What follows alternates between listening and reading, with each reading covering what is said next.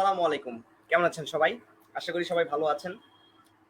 Bookshelf present অভিজ্ঞতার গল্পে আজকে প্রথম পর্বে আমরা উপস্থিত হয়েছি আপনাদের সামনে। আজকে আমরা লাইভটি সাজিয়েছি যারা দেশের বাইরে পড়াশোনা করতে যেতে চান বা উচ্চশিক্ষা গ্রহণ করতে যেতে চান তাদের জন্য। দেশের বাইরে যারা পড়াশোনা করতে যেতে চান তাদের অনেক সময় প্রশ্ন থাকে যে আমি এদেশ থেকে অন্য দেশে বা একটা ইউরোপের কান্ট্রিতে বা অন্য কোনো একটা ভালো দেশে ভালো একটা ইউনিভার্সিটিতে কিভাবে উচ্চশিক্ষা গ্রহণ করতে পারবো, তাদের এই নানান ধরনের প্রশ্ন, নানান ধরনের জটিলতা মাথার মধ্যে কাজ করে, কনফিউশন কাজ করে। আজকে আমরা লাইভের মাধ্যমে সেই কিছু কনফিউশন দূর করারই চেষ্টা করব। আজকে আমাদের সাথে উপস্থিত আছেন যে দুইজন অতিথি, তাদের মধ্যে একজন আছেন সুদূর সুদূর কানাডা থেকে এবং অন্যজন আছে মালয়েশিয়া থেকে। আজকে আমরা তাদের সাথে অনেক কথা বলবো, অনেক গল্প করব, আপনাদের কাছ থেকে প্রশ্ন নেব। আপনাদের যদি কোনো প্রশ্ন থেকে থাকে অবশ্যই আমাদেরকে কমেন্ট বক্সে কমেন্ট করে জানাবেন। তাহলে কথা না বাড়িয়ে চলুন শুরু করা যাক আজকের লাইভটা। প্রথমেই আমরা আজকে ডেকে নেব নাজমুস সাকিব, যে কিনা এখন মালয়েশিয়া অবস্থান করছে তার উচ্চশিক্ষার জন্য।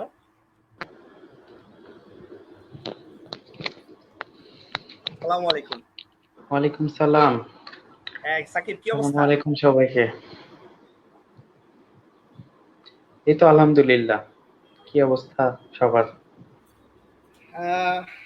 আমি আছি, ভালো আছি। বাকি সবাই কেমন আছে সেটা অবশ্যই আমাদেরকে কমেন্ট বক্সে কমেন্ট করে জানাবে সবাই। তারপরে কি অবস্থা, দিনকাল কেমন চলতেছে? আলহামদুলিল্লাহ ভালো চলতেছে। লকডাউনের জন্য সবকিছু স্থবির অবস্থায়। বাসা থেকে সবকিছু বাসা থেকে করতে হয়? সবকিছু বাসা থেকেই। লাস্ট আচ্ছা, 2 মাস হচ্ছে বাসায় বন্দি কিছুটা। মানে অনেকটা জুর মতো। আগে আমরা জুতে যেতাম প্রাণীর জীবজন্তু দেখতে, এখন আসলে আমরাই জুতে আছি। আমরাই জুতে আছি। সেটাই, করোনা আমাদের দেখতে আসতেছে। আসলে এখন মালয়েশিয়াতে করোনা পরিস্থিতি আসলে কিরকম? মানে মানুষজন কি করোনা ঘর থেকে বেরোতে একদমই পারছে না? করোনা পরিস্থিতি এখানে খুবই খারাপ। গত বছরের চাইতেও খারাপ। গত বছর খুবই ভালো পজিশনে ছিলাম। at least বাইরে যাওয়া যেত, বা গত বছর কুরবানি ঈদের সময় নামাজও পড়তে পারছি, ঈদের নামাজ, যেটা রোজার নামাজটা হয় নাই। তো এই বছরেও কিছুটা সেরকমই। এবছর যে অবস্থা আছে সেটাতে মনে হচ্ছে এবছরও ঈদের নামাজ পড়া যাবে না। এখানে লকডাউন মানে লকডাউন, স্ট্রিক্টলি লকডাউন। হ্যাঁ, আর এখানে ওখানে সেটাই জানতে চাচ্ছিলাম যে বাংলাদেশের মতো কিনা, মানে ঈদের আগে আগে শিথিল হয়ে যাচ্ছে, আজকে যেমন হচ্ছে শিথিল হয়ে গেল লকডাউন না কোরবানি ঈদ না, উপলক্ষে। এরকম তো সেরকম অবশ্যই না। সেরকম কিছু না। এখানে লকডাউন বলতে লকডাউন, আর কি কোনো শিথিলতা বলতে কিছু নাই। সীমিত আকারে লকডাউন বা শাটডাউন এরকম কিছু না অ্যাকচুয়ালি। পরিস্থিতির ওপর ডিপেন্ড করে। আমাদের দেশের লোকজনের আহ দারিদ্রতার হার একটু বেশি, বা দিন আনে দিন খায় টাইপের লোকজনের সংখ্যা বেশি। সো তাদের ক্ষেত্রে পুরাপুরি লকডাউন দিয়ে সামলানো ব্যাপারটা একটু মুশকিল, কারণ সবার দায়িত্ব আমরা নিতে পারি না। আবার এখানকার প্রেক্ষাপটে আলাদা। এখানে গভর্নমেন্ট বা স্টেট গভর্নমেন্ট কিছু সাহায্য করে, বা নাগরিকদের কিছু সুযোগ সুবিধা আছে, যে যে জন্যই নাগরিকরা হচ্ছে কোনো কিছু ইমপ্লিমেন্ট করলে সেটা মেনে চলতে বাধ্য হয়, বা সরকারকে সেই সম্মানটা দেখায় আর কি। আচ্ছা আচ্ছা, আমরা আজকে আমাদের এই লাইভ সেশনটা দ্বিতীয় অতিথিকেও ডেকে নেব, যে কিনা সুদূর কানাডা থেকে হ্যাঁ আমাদের সাথে অবশ্যই। যুক্ত হয়েছে।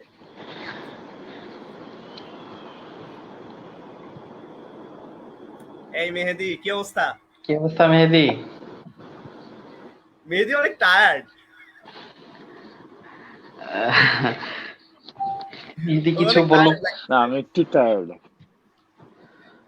হ্যাঁ, তোকে তো ঘুম থেকে উঠানো হয়েছে ফোন দিয়ে। হ্যাঁ, এক্স্যাক্টলি। না, আমি আসলে গতকালকে বলা যায়, হ্যাঁ গতকালকে আমি আর কি মানে একটা ট্যুরে ছিলাম, ওখান থেকে আসছি। মানে আমাদের অন্য একটা প্রভিন্সে গিয়েছিলাম, একটা না অ্যাকচুয়ালি দুইটা। হ্যাঁ, তো বিশাল এক উইকেন্ড একটু মানে টায়ার্ড হলিডে আছি। কাটায় আসছে। হ্যাঁ হ্যাঁ, আমাদের সামার ভ্যাকেশন চলতেছে তো। তো সামার ভ্যাকেশনের জন্য আমার আর কি অ্যাকচুয়ালি মানে আমি ওইভাবে প্ল্যান করে সব একসাথে গেলাম। তো আমি আসলাম আর কি গতকালকে। হ্যাঁ, অনেক সুন্দর সুন্দর কি ছবি অবস্থা দেখলাম সবার? মেহেদির হ্যাঁ, ফেসবুকে। অনেক বিউটিফুল প্লেস। মানে এটা আসলে বলে অথবা লিখে এক্সপ্লেন করা পসিবল না। That much beautiful. তো হ্যাঁ মানে আপলোড না করে আমি থাকতে পারতেছি না। আমি ইউজুয়ালি মাঝখান দিয়ে একটু আপলোড করা বাদ দিয়ে দিছিলাম, বাট ওইখানে যাওয়ার পরে আই ফিল লাইক এটা সবার দেখা উচিত, এই জন্য। হ্যাঁ, আমরাও দেখলাম জায়গাগুলো আসলে অনেক সুন্দর। ক্যাম্পিং, স্পেশালি ক্যাম্পিং এর যে এক্সপিরিয়েন্সটা, তবে এটা খুবই মজার। এখন সাকিব, তারপরে মেহেদি, তোমাদের এখানে করোনা সিচুয়েশন কিরকম?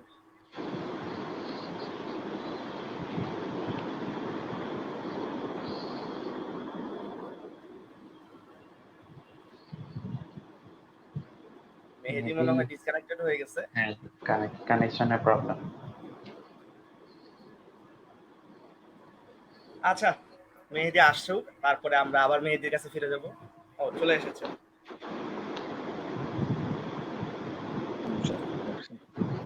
কানেকশন লস্ট হয়ে গেছিল তাই না? ওয়াইফাই তে problem, so better go for data. 5G is better. আচ্ছা, তো ওইখানে করোনা পরিস্থিতি কিরকম এখন? আমাদের করোনা পরিস্থিতি অনেকটা ভালো। ভালো কিভাবে বলবো, মানে মাঝখান থেকে এটা ইনক্রিজ করতেছিল। তো এই যে যেমন আমাদের এখন বাংলাদেশে ডেল্টা ভ্যারিয়েন্টটা ঢুকছে, তো এর আগেই যখন ইন্ডিয়াতে এটা পাওয়া হয়েছিল তখনই আমাদের হচ্ছে যে লাইক বর্ডার ক্লোজ করে দেওয়া হয়েছে। তো তখন থেকে আর কি জিনিসগুলো অনেক নেসেসারি স্টেপস গুলো নিয়ে এখন কিছু কিছু স্টেপ যেগুলোতে আমি যেমন এখন টরন্টো অন্টারিও প্রভিন্সে আছি, এখানে মাস্কটা ম্যান্ডেটরি, বাট 16 তারিখ থেকে এই ম্যান্ডেটরিটা মানে উঠিয়ে ওরা রেকমেন্ডেড করবে, লাইক যার মনে হবে যে পড়তে হবে, যার মনে হবে যে পড়বে না, এরকম হয়ে যাবে বিষয়টা। বাট যারা কাজ করে তাদের জন্য ম্যান্ডেটরি। অন্যান্য প্রভিন্সে অলরেডি রেকমেন্ডেড হয়ে গেছে যে মন চাইলে পড়ো, না মন চাইলে নাই, যেগুলো অ্যাকচুয়ালি টুরিস্ট স্পট। কারণ আমাদের 60% ডাবল ডোজ পর্যন্ত কভার করা শেষ, 70 আর কিছু কিছু প্রভিন্স অলরেডি 80 অনেক অনেক 90% শেষ। হিউজ, হ্যাঁ, মানে অনেক। Double dose, not single dose. আমি মাইসেলফ আমি নিজেও 2টা দিয়ে তারপর আর কি বের হয়েছি।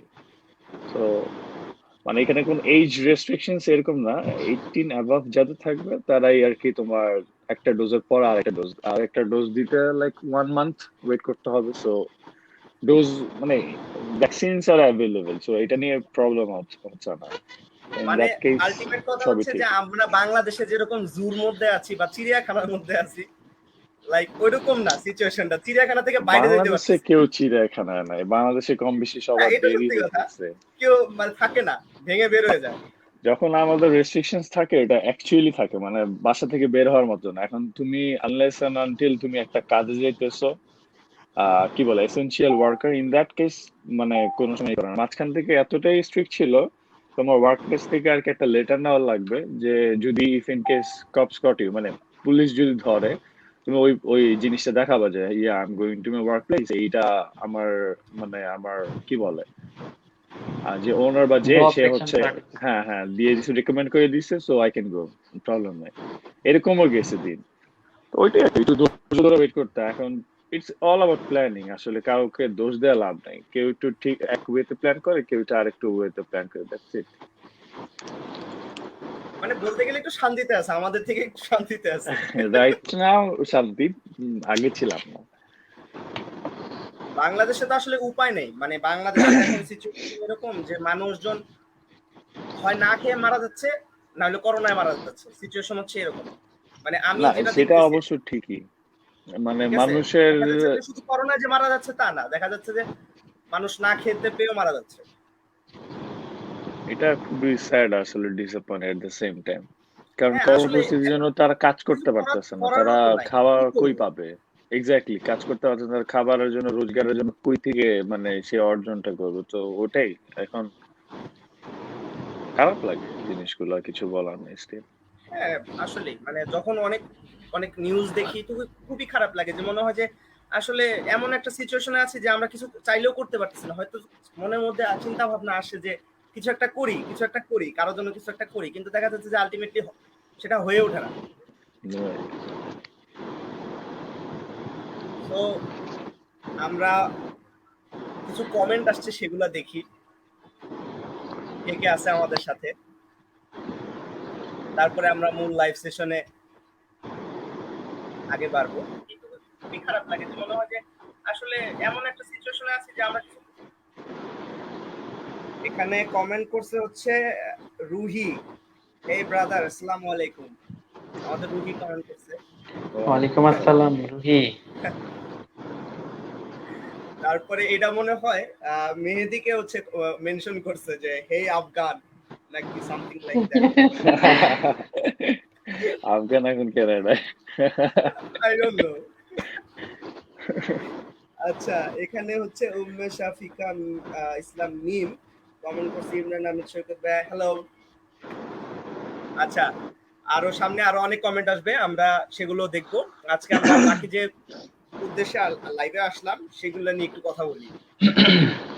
তো আমার ফার্স্ট কোশ্চেন হচ্ছে মেহেদির কাছে, সেটা হচ্ছে যে যারা স্টুডেন্ট ভিসায় কানাডা যেতে চায়, যে ভিসা পাওয়ার মানে প্রসেসটা কি, মানে প্রসেসটাও তো থাকে, একটা তো প্রসেস থাকে। তুই আসলে কি প্রসেস ফলো করে ওখানে গেছিস, সেটা একটু তোর এক্সপিরিয়েন্সটা একটু শুনতে যাচ্ছি। অ্যাকচুয়ালি স্টুডেন্ট অবস্থায় সাউন্ড কি শোনা যাচ্ছে?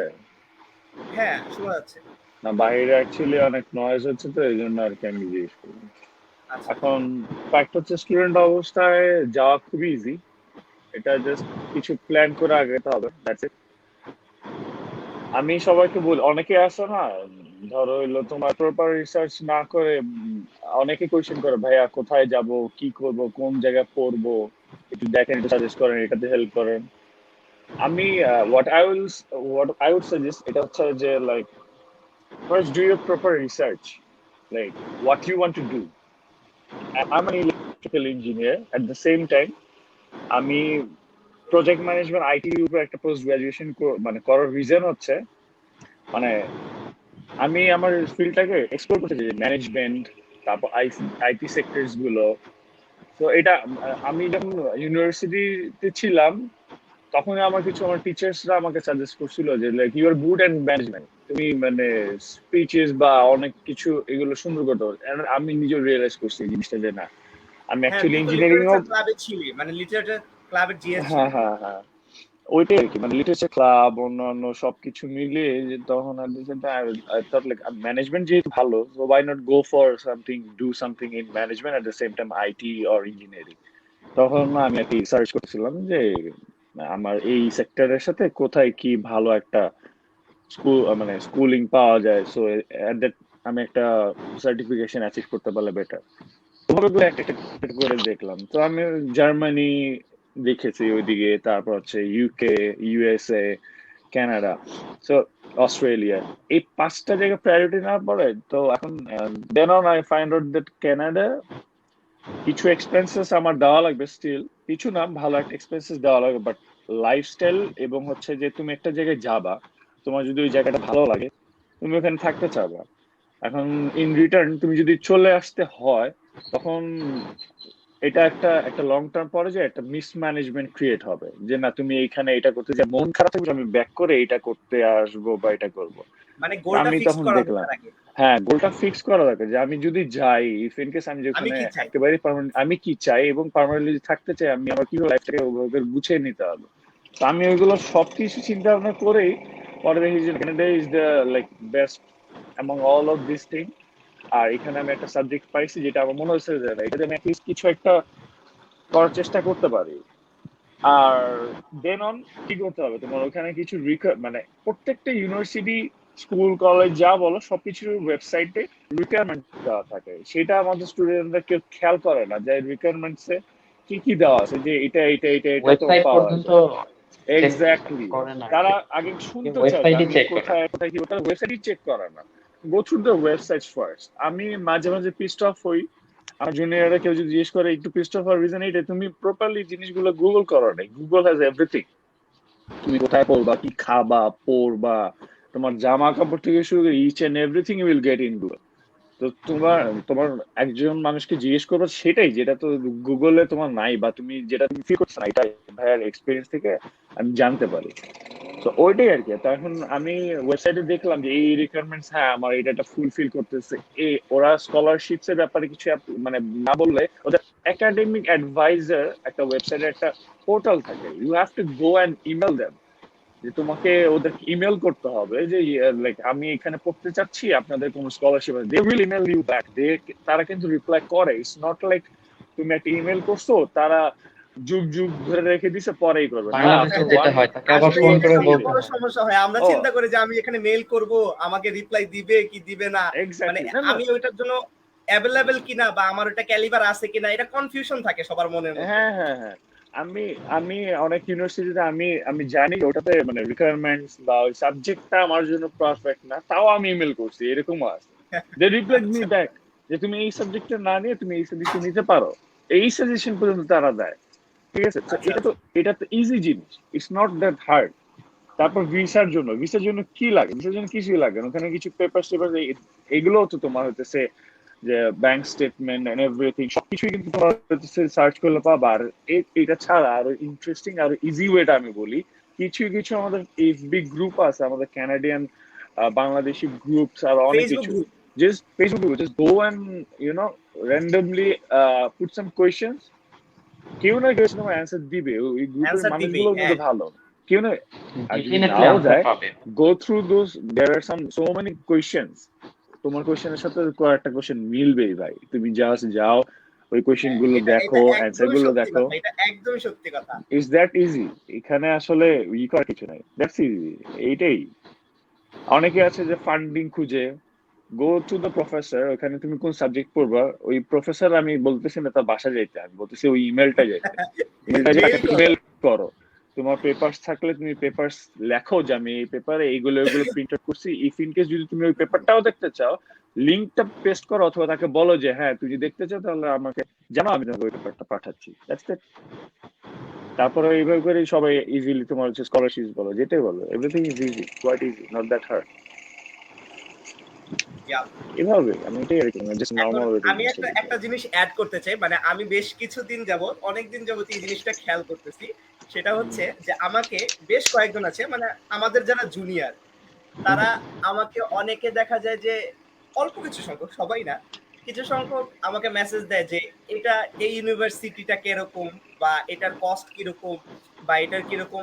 আমি একটু অবাক হই যে আসলে এই কোশ্চেন গুলো আমার কাছ থেকে যদি অ্যান্সার শোনার থেকে, আমি মনে করি যে ওই ইউনিভার্সিটির একটা ওয়েবসাইট আছে, ওই হ্যাঁ হ্যাঁ ইউনিভার্সিটির ওয়েবসাইটে সবকিছু দেওয়া থাকে, কস্ট, কোন সাবজেক্টের কিরকম, বা কি আসে বিষয়, ইউনিভার্সিটি কতগুলো পেপার পাবলিশ হয়েছে, ইউনিভার্সিটি কিরকম, বা ইউনিভার্সিটি কোনো রিসার্চ কিরকম হয়, এটা কিন্তু ইউনিভার্সিটির ওয়েবসাইটেই দেয়া থাকে। ওইখানে গেলে কিন্তু আমার থেকে আরো ভালো ইনফরমেশন গুলো জানতে পারবে। সো এগুলো যখন জিজ্ঞেস করে তখন আমার একটু মানে খুঁতখুঁতি লাগে যে আসলে কেন আমরা এই কাজটা কেন করি না? আমরা আসলে সবাইকে, আমরা একটা মানুষকে কেন জিজ্ঞেস করব যে জিনিসটা আসলে আমরা ইন্টারনেটে কোথাও খুঁজে পাচ্ছি না, ওই জিনিসটাই আমরা একজনকে জিজ্ঞেস করতে পারি যে আচ্ছা এর তো এক্সপিরিয়েন্স আছে, একে আমি গিয়ে জিজ্ঞেস করি, কিন্তু ওইটা না করেই দেখা যায় যে জানতে চাই। সো এটার কারণে আমি যেটা মনে হয়, আমি যেটা দেখছি, অনেকের ভিতরে অনেক কনফিউশন তৈরি হয়, একজন এটা বলে, একজন ওইটা বলে, একজন ওইটা বলে, ঠিক আছে, আলটিমেটলি যেটা রিয়েল সেটাই ঢেকে যায়। এক্স্যাক্টলি। আচ্ছা, এবার আমরা কোশ্চেনে আসি সাকিবের কাছে। হ্যাঁ, তো সাকিব, সাকিবের জন্য আমার প্রথম কোশ্চেন হচ্ছে যে আহ, একটা ফানি কোশ্চেন, মানে এটা কিউরিসিটি বশত জানতে চাওয়া, যে আচ্ছা, তুই যে ফ্যাকাল্টিতে এমএসসি করতেছিস, যে faculty of engineering and built building environment. Environment, এটা মূলত আসলে কি? আচ্ছা, এটা আসলে এই ফ্যাকাল্টিটার কাজটা কি, এটা একটু বোঝা। সিভিল ইঞ্জিনিয়ারিং, বেসিক্যালি আমি তো সিভিল ইঞ্জিনিয়ারিং স্টুডেন্ট না, এই জন্যই আর কি জানতে চাচ্ছি। না, সিভিল ইঞ্জিনিয়ারিং বা ইঞ্জিনিয়ারিং স্টুডেন্ট হইতে হবে ফ্যাকাল্টি কি এটা বোঝার জন্য, এটা ম্যান্ডেটরি না। তো আচ্ছা, হচ্ছে যাই হোক, আমি বুঝতে পারিনি। প্রত্যেকটা প্রত্যেকটা ইউনিভার্সিটিতেই ফ্যাকাল্টি থাকে, বাট সবচেয়ে বড় ফ্যাক্ট হচ্ছে প্রত্যেকটা ফ্যাকাল্টির আন্ডারে ডিপার্টমেন্ট থাকে, ইনস্টিটিউশন থাকে। আমাদের বাংলাদেশেও আছে। তো বাংলাদেশে আমাদের ইউনিভার্সিটি গুলার পরিধিগুলা তুলনামূলক একটু ছোট আকারে হয়, যে জন্য আমরা ডিপার্টমেন্টকেই বেশি প্রাধান্য দিয়ে থাকি। কিন্তু বাইরের দেশ বা বড় বড় ইউনিভার্সিটি যেগুলা, তাদের ব্যাপ্তি বেশি, আমি বলতেছি না যে ইউনিভার্সিটির এরিয়া অনুযায়ী ব্যাপ্তি, যাদের একাডেমিক ব্যাপ্তিগুলা বেশি থাকে সেগুলাকে হচ্ছে ফ্যাকাল্টি আকারে ভাগ করে থাকে। সেসব ফ্যাকাল্টিগুলোর আন্ডারে থাকে হচ্ছে ডিপার্টমেন্ট অথবা আচ্ছা ইনস্টিটিউশন থাকে।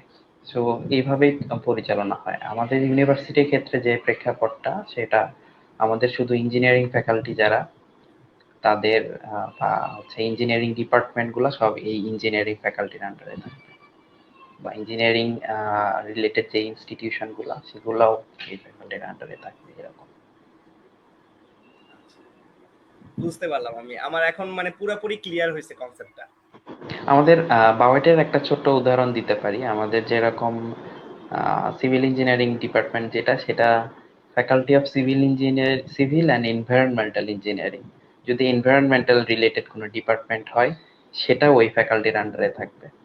আবার আমাদের যে electrical and electronics engineering and CSE, এই দুইটা কিন্তু ইলেকট্রিক্যাল ফ্যাকাল্টির ওপর, মানে ইলেকট্রিক্যাল ফ্যাকাল্টির আন্ডারে আর কি। হ্যাঁ, এইটা হচ্ছে ইজি হিসাব, মানে আমাদের বোঝার জন্য আর কি।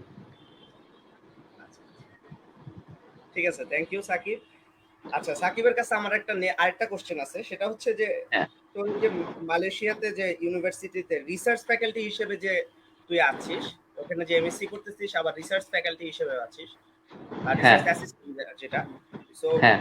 এইটা একটু জার্নিটা শুনতে যাচ্ছি যে বাংলাদেশ থেকে আর কি কিভাবে ওইখানে রিসার্চ ফ্যাকাল্টি বা ইউনিভার্সিটিতে এমএসসি করতে যাওয়ার যে একটা জার্নি, ওই জার্নিটা আসলে কি ছিল সেটা শুনতে যাচ্ছি।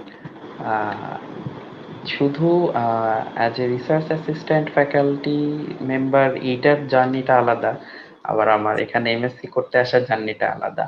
আচ্ছা, তো শুধু দুইটা একটু আমি, সংক্ষেপে শুনতে যাচ্ছি। হ্যাঁ অবশ্যই অবশ্যই সংক্ষেপে শুরু থেকে শুরু করি। যেটা হচ্ছে মাস্টার্সে আসার কথা, যেটা কিছুক্ষণ আগে মেহেদী যে ব্যাপারটা মেনশন করছে আর কি। সো আমি আগে ট্রাই করছি। আমি সবাইকে একটা জিনিস বলবো, সেটা হচ্ছে আগে নিজে ডিসাইড করতে হবে আমি কি করতে চাই, তারপরে ডিসাইড করতে হবে আমি কোথায় যেতে চাই, কেন যেতে চাই। এগুলার আনসার পাওয়ার পর সে কোন ডেস্টিনেশনে ফোকাস করতে চাই সেটা তার জন্য ইজি হবে। কারো যদি কোনো স্পেসিফিক ইউনিভার্সিটি পছন্দ থাকে তাহলে তার জন্য ব্যাপারটা খুবই সোজা। প্রত্যেকটা ইউনিভার্সিটির ওয়েবসাইট আছে, সেখানে কিভাবে ভর্তি হইতে হয়, কখন কখন তারা অ্যাপ্লিকেশন ছাড়ে ভর্তি হওয়ার জন্য, কখন কখন তারা স্কলারশিপ অফার করে, সবকিছু ডিটেলস ইউনিভার্সিটির ওয়েবসাইটে পাওয়া যাবে। এবং কিভাবে সে অ্যাপ্লাই করবে এবং সে অ্যাপ্লাই বা ভিসা প্রসেসের যে ব্যাপার থাকে সবগুলো ওয়েবসাইটে দেওয়া থাকে। সো আমার ক্ষেত্রে ব্যাপারগুলো ছিল, আমি আগে চুজ করছিলাম যে আমি কোথায় থাকতে চাই, দেন হচ্ছে কোন ইউনিভার্সিটি, তারপরে ইউনিভার্সিটিতে আমি ওয়েবসাইটে ঢুকেই অ্যাপ্লাই করেছি, সবগুলো অনলাইন প্রসেস। ইভেন আমার এখানে ভর্তি হওয়ার আগ পর্যন্ত আমাকে ওয়েবসাইট থেকেই ডাটা কালেক্ট করতে হয়েছে, এবং ওয়েবসাইটে যখন কেউ ভর্তি হইতে চায় তার জন্য একটা আলাদা প্রোফাইল ক্রিয়েট হয় অটোমেটিক্যালি, সেখানে লগ ইন করতে হয়, এবং কি কি প্রসিডিউর সে নিজেই দেখতে পারবে, তার প্রোগ্রেস কতটুকু। প্রোগ্রেস বলতে আমি বলতেছি সে ভর্তির প্রোগ্রেসটা কতটুকু। ইভেন অনলাইন পেমেন্ট গুলো, ট্রানজেকশন গুলো সব ওখানে শো করবে। সো প্যানিক হওয়ার কিছু নাই, ভয় পাওয়ার কিছু নাই। জাস্ট জানতে হবে how to make yourself convenient.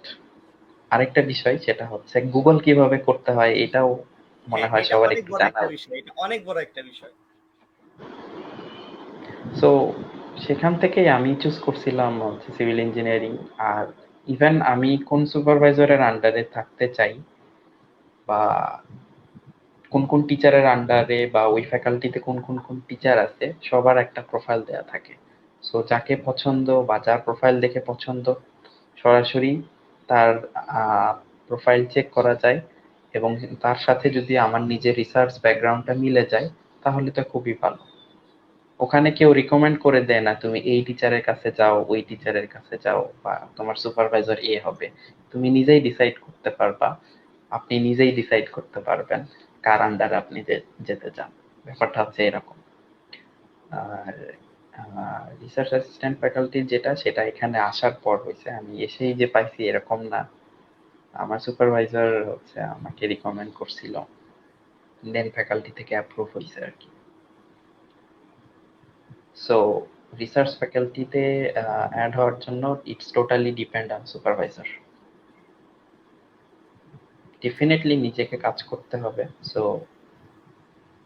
সুপারভাইজারকে যদি খুশি করতে পারা যায় তাহলে সে অবশ্যই রিকমেন্ড করবে আর কি। ওকে,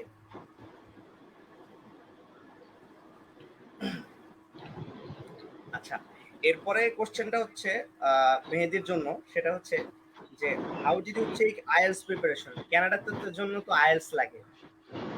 হ্যাঁ হ্যাঁ হ্যাঁ, সো তোর আইএলটিএস প্রিপারেশনের অ্যাপ্রোচটা কি ছিল? মানে তুই কোনো কিছু, যে আমরা তো ফলো করি না, যে বিভিন্ন জিনিস থাকে হুম যে আচ্ছা এই জিনিসগুলো আমি ফলো করি, আবার রাইটিং এর জন্য কিভাবে ইমপ্রুভ করব এটা ফলো করি ওটা ফলো করি, মানে তোর অ্যাপ্রোচটা আসলে কি ছিল সেটা একটু জানতে চাচ্ছি। ফার্স্ট যেটা বলবো যে আমি আসার আগে আমার কিছু ফ্রেন্ড ওরাও আইএলটিএস দিয়ে ওরা একজন অস্ট্রেলিয়া ইউএসএ এরকম গিয়েছে। তো মিন টাইম আমি ওদের কাছে কিছু আইডিয়াস নিলাম যে কিভাবে কিভাবে মানে প্রিপারেশন নেওয়া লাগে। দেন দেন একটা জিনিস মানে মেইনলি যেটা আমাকে হেল্প করছে এটা হচ্ছে ইউটিউব।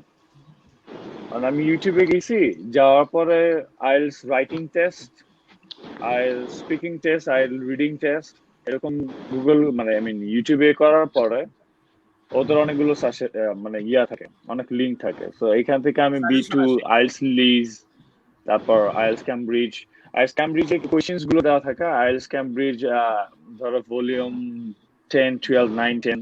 তো আমি এরকম 5-7টা একটা সিকোয়েন্স মানে ফার্স্ট টাইম আমি জানছি যে রাইটিং এ কয়টা স্টেপস, কি কি লেখা লাগে, কি কি পার্ট, স্পিকিং এ কয়টা পার্ট, রিডিং এ কয়টা পার্ট, ঠিক আছে। তো এগুলো জানার পরে দেন আমি হচ্ছে যে তোমার ইয়ে করলাম, কি বলে, ইউটিউবে গেলাম। তো ওইখান থেকে ইউটিউব থেকে সবকিছু জিনিসগুলো আসলে ইউটিউব থেকে জানা।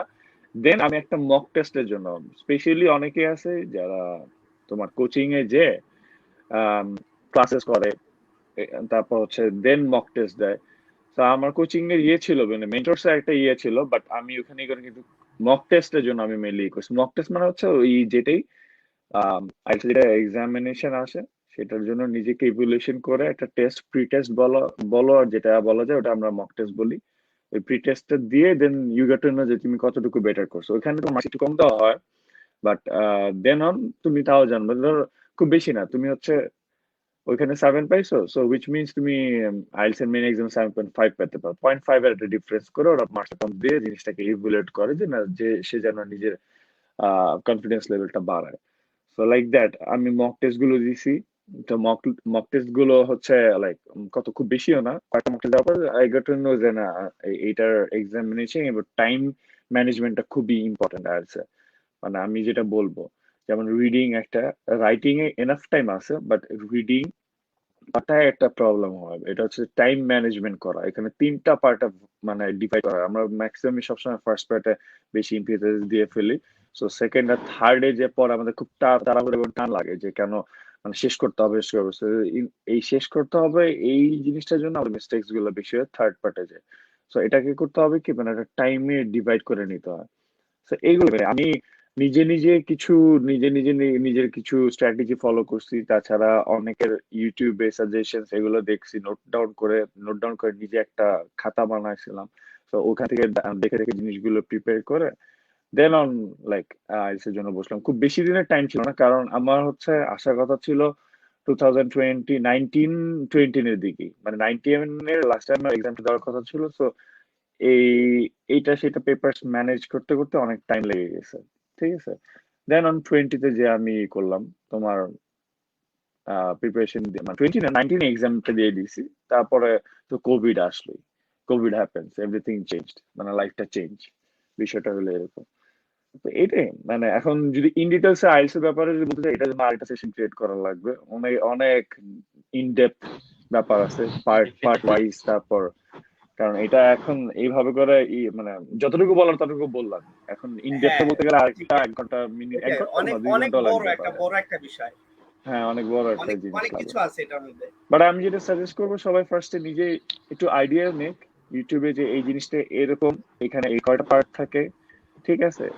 তো এই পার্টস গুলো জানার পরে তারপরে যদি সে ফিল করে না আমি ইংলিশ একটু দুর্বল, আমি উইক ইন ইংলিশ, তো সে কোচিং বা যে কোনো কিছু একটা গাইডলাইন ফলো করতে পারে। তারপরে মক টেস্ট, তারপর ক্যামব্রিজের কোশ্চেন্স গুলো ইউটিউবে পাওয়া যায়। তুমি জাস্ট হলো মোবাইলটা অথবা ল্যাপটপটা সামনে রাখবা, খাতা রাখলা, কোশ্চেন গুলো দাও, স্টপ অন করে দিয়ে, হ্যাঁ এই কোশ্চেনটা আমার এতটুকু টাইমের মধ্যে শেষ করতে হবে, দ্যাটস ইট, আর কিছু না। এভাবে করে একটা মিনিমাম ভালো ভালো একটা প্রিপারেশন নেওয়া যায়, মিনিমাম যেটা আর কি। যেমন কানাডাতে আসলে তোমার আইএলটিএস এর ইউনিভার্সিটিতে 7 থাকা লাগে, মিনিমাম 7.5 8 এরকম চাই। এক এক ইউনিভার্সিটি এক এক রকম রিকমেন্ড। অনেক জায়গায় আছে 7.5 ছাড়া তুমি অ্যাপ্লাই করতে পারবে না, অনেক জায়গায় আছে যে তুমি 6.5 হলে অ্যাপ্লাই করতে পারতেছো। ইট ডিপেন্ডস অন, মানে varies on the institution. So ওভাবে করি আর কি। এখন ভালো ইনস্টিটিউশন ভালো একটা বেঞ্চমার্ক থাকা লাগে, তার আইএলটিএস একটু বেটার চায়। ঠিক আছে, যারা একটু মিডল তারা একটু কম চায়, যারা একটু কম তারা আর একটু কম চায়। তো ওভাবে করে এখন মানে না যে ভালো ইনস্টিটিউশনে না পাইলে আমার হবে না। ভাই কানাডায় ঢুকলে সবই হবে, কথাটা হলো এরকম। ঠিক আছে, দিন গেলা আলটিমেটলি তুমি একটা ভালো একটা জায়গায় তুমি যেতেই পারবে, এটা তোমার গোলটা ঠিক থাকা লাগবে, আস্তে আস্তে আস্তে আস্তে আগানো লাগবে, এটাই, আর কিছু না। Okay, thank you Mehedi. Thank you so much bro.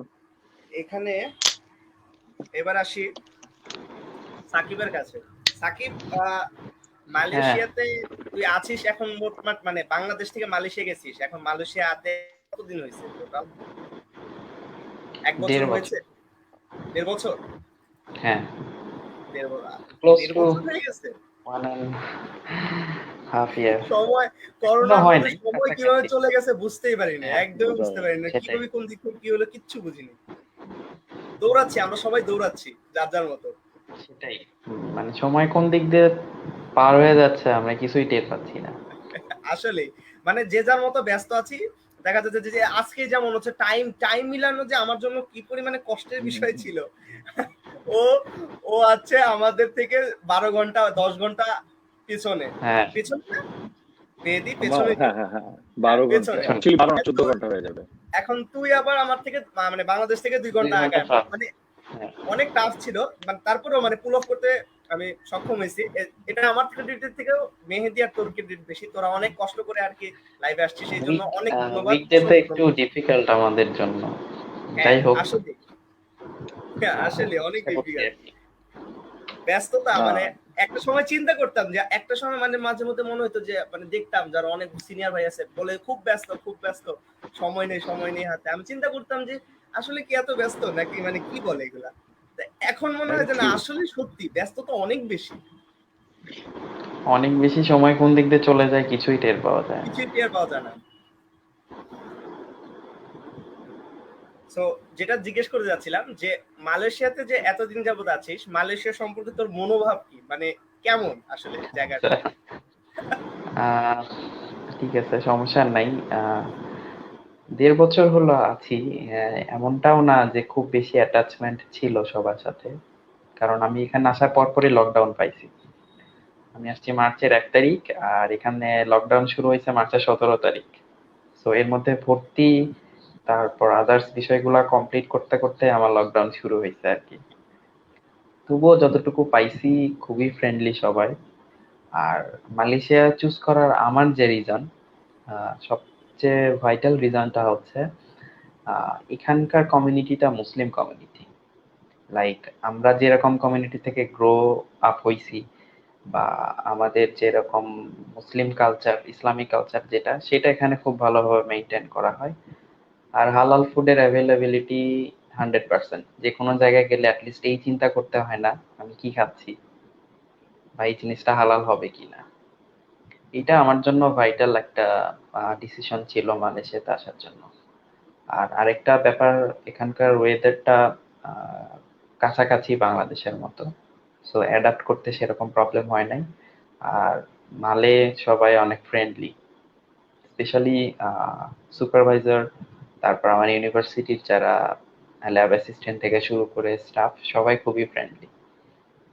আর সবচেয়ে বড় ব্যাপারটা হচ্ছে সবাই অনেক কোঅপারেটিভ, যেটা আমার অনেক কাজে দিছে আর কি। রিসার্চ ব্যাকগ্রাউন্ডে বা রিসার্চ ফিল্ডে যদি কোঅপারেটিভ না হয় তাইলে প্রোগ্রেস করা অনেক ডিফিকাল্ট হয়ে যায়।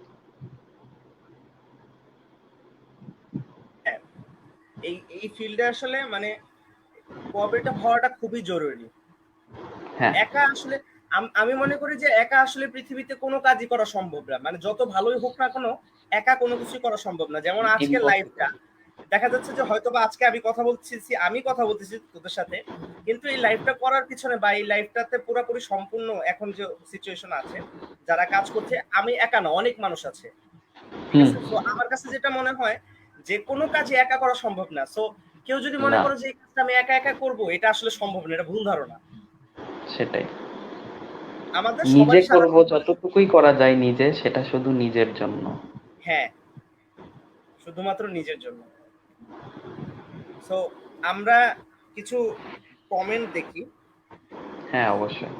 কমেন্ট আসছে। সৈকত আজাদ স্নিগ্ধ বাওয়েটের 8 ব্যাচ না 9 ব্যাচ মেবি, ভুলে গেছি। আচ্ছা, সো ও লাভ রিয়েক্ট জানাইছে, মানে ভালোবাসা জানাইছে আমাদেরকে। আচ্ছা। সো জাহাঙ্গীর চৌধুরী, সিভিলের thank you. Maybe Jahangir Chowdhury, ও হচ্ছে হুম। লিখছে বাওয়েট James. Fifth batch. Thank you Jahangir. Thank you. Saif আমার আনাম কমেন্ট করছে গ্রেট। ঠিক আছে সাইফ, আমাদের গ্রেট। 5 বন্ধু। হ্যাঁ, সাইফ বলতেছে গ্রেট। তো ঠিক আছে। এরপরে আবার স্নিগ্ধ কমেন্ট করছে নেক্সট আইএল সেশন করো। হ্যাঁ, আমাদের আরো বেশ কিছু প্ল্যান আছে। আমাদের 16 তারিখে একটা লাইভ আছে, সেই লাইভে আমরা হচ্ছে সফটওয়্যার ফার্ম রিলেটেড একটা লাইভ করব, বাংলাদেশের সফটওয়্যার ফার্ম রিলেটেড ক্যারিয়ার করতে যাওয়ার জন্য একটা লাইভ করব, ওটা রুট ম্যাপ, ফ্রেশারদের জন্য কিভাবে সফটওয়্যার ফার্মে যেতে পারে, এরকম লাইভ সেশন। এরপরে আরো কয়েকটা আছে, এরকম আমাদের বেশ কয়েকটা প্ল্যান আছে, আমরা আস্তে আস্তে আগাচ্ছি। আজকে আমাদের এই লাইভ সেশন পর্বগুলোর প্রথম শুরু আজকে। তো এরপরে আসি মেহেদির কাছে। মেহেদির কাছে আমার একটা কোশ্চেন আছে, সেটা হচ্ছে যে এখন তো মেহেদি এমবিএ করতেছিস, সো এই হ্যাঁ, এমবিএ শেষ করতে সাধারণত কত, মানে কিরকম টাইম লাগে? কারণ ওখানে তো দেখা যায় যে আমরা যেমন কন্টিনিউয়াসলি পড়াশোনা করি, যেমন 1 বছর 2 বছর 4 বছর কন্টিনিউয়াসলি করি, দেখা যায় যে ওখানে অনেক সময় সবাই কন্টিনিউয়াসলি করে না, কিছুদিন হুম, হুম। করে, তারপরে হচ্ছে কিছুদিন কাজ করে আবার করে, এরকম ভাবে আমি যতটুকু শুনেছি। সো এটা মানে যদি কন্টিনিউয়াসলি এমবিএ তুই যেটা করতেছিস এটা যদি করে, তাহলে আসলে কতদিন সময় লাগতে হবে শেষ হতে, কমপ্লিট করতে? আম, এখন ফার্স্ট অফ অল আমি বলি, আমি মানে একটা পোস্ট গ্রাজুয়েশন করার পরে এমবিএটা, এটা আনইউজুয়াল, অনেকে করে আবার করে না, মানে এটা খুবই ইয়াং এজ বলা হয় এমবিএ। ওরা ইউজুয়ালি হচ্ছে যে এক্সপিরিয়েন্সের পরে অনেকেই করে, ঠিক আছে? তো ম্যাক্সিমামই হচ্ছে যে একটা এমবিএ আছে, ওই যে আমাদের বাংলাদেশে যেমন ইএমবিএ বলা হয়, ইভিনিং এমবিএ, ওটা করে।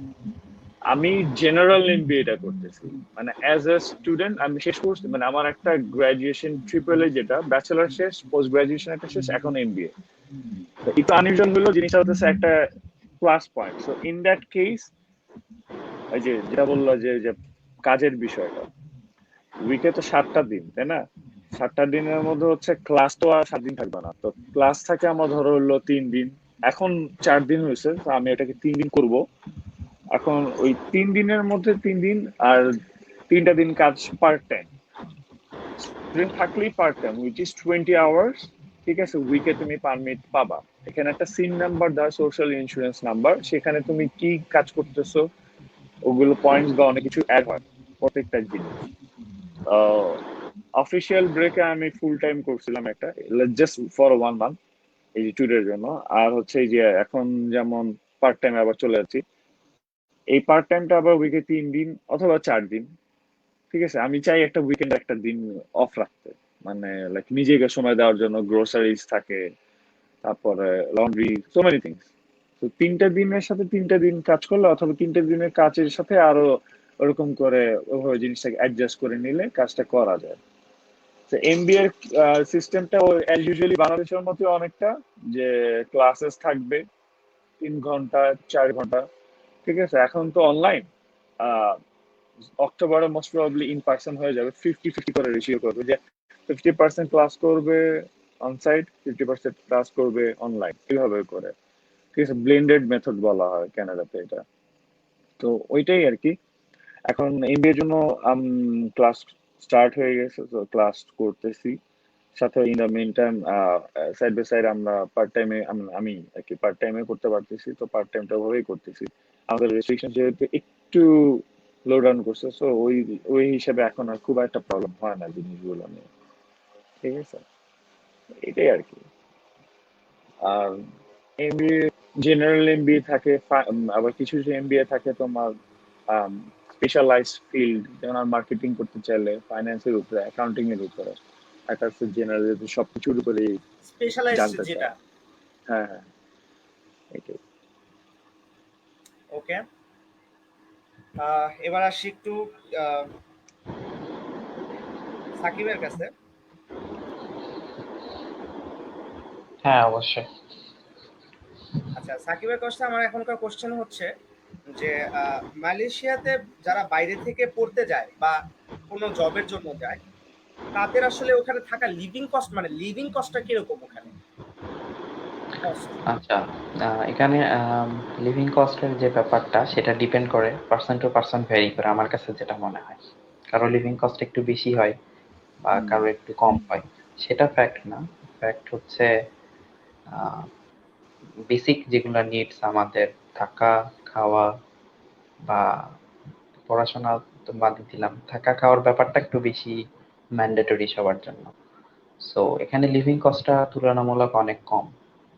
প্লাস লাইফস্টাইল বা লাইফের অন্যান্য যে সুযোগ সুবিধা, সেগুলো একটা কোয়ালিটি মেনটেন করা হয় আর কি। আর মোস্ট ইম্পর্টেন্টলি কোয়ালিটিফুল লাইফটাই এখানে বেশি প্রাধান্য দেওয়া হয় আর কি। সো এখানে লাইফ ইজি, আমি বলবো ইজি আর কি, কারণ এদের লাইফস্টাইলটা সেভাবেই গ্রো আপ হয়েছে, সবাই সেভাবেই চলাফেরা করে। লাইফ অনেক ইজি এখানে। Living cost comparatively European countries এর চাইতে অনেক কম, but you are getting the facilities like them.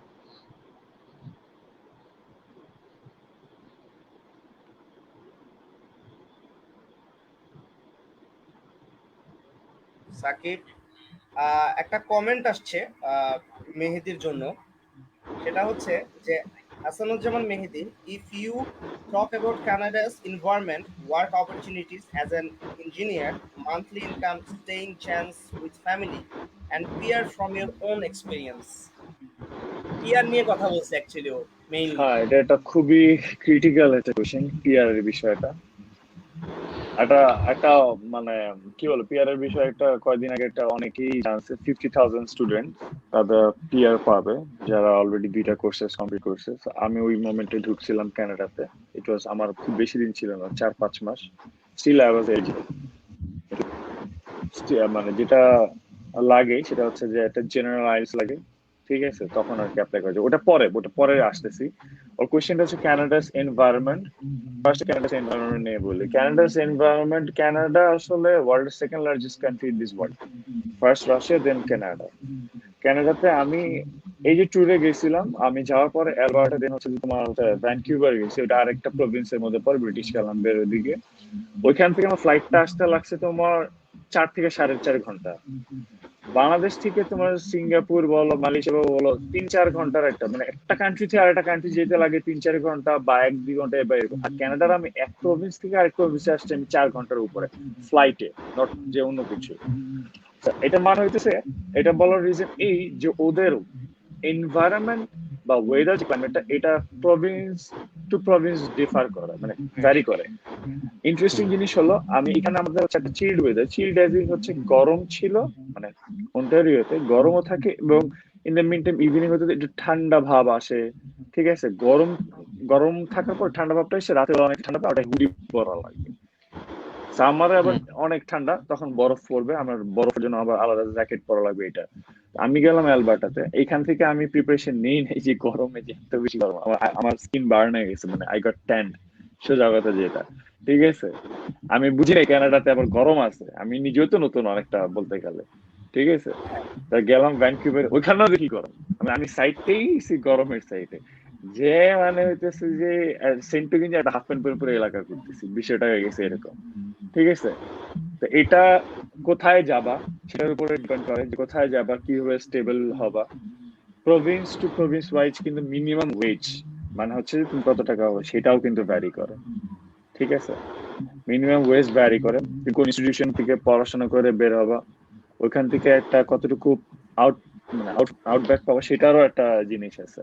ওর কোয়েশ্চেনটা একটু দেখি তো, মানে কোয়েশ্চেনটা আমরা মানে স্ক্রিনে শো করতেছে না, এটা শো করা যাবে? আচ্ছা, কোশ্চেনটা আমি আবার বলতেছি। হুম। হচ্ছে যে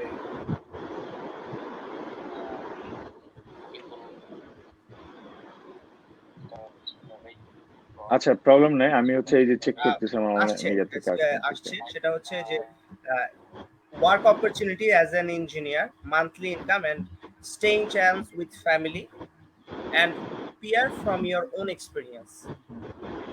তো এখানে আমি আরেকটা কোশ্চেন, আমার একটা কোশ্চেন ছিল, ওইটা আমি অ্যাড করে দিই, তাহলে সবগুলো একসাথে হয়ে যাবে। সেটা হচ্ছে যে ওখানে লিভিং কস্ট আসলে কিরকম, মানে স্টুডেন্টের জন্য লিভিং কস্ট আসলে কিরকম, এটা অনেক বড় একটা ইস্যু। যে আসলে লিভিং কস্ট কিরকম এটার উপর ডিপেন্ড করে অনেকে সিদ্ধান্ত নেয় যে আমি এখানে যাব কি যাব না, আমি এখানে থাকবো কি থাকবো না, এরকম আর কি। লিভিং কস্টটা আসলে একটু হাই, সত্যি কথা যেটা, লিভিং কস্টটা একটু হাই। কোর সিটির মধ্যে টরন্টো একটা পড়ে, যদি অনেকেই আছে যে অন্টারিও প্রভিন্সে আসতে চায়, লিভিং কস্টটা একটু বেশি পড়বেই। ভ্যানকিউভার একটা জায়গায় যেখানে আমি পরবর্তীতে মুভ করব, সেটাতেও লিভিং কস্ট হাই।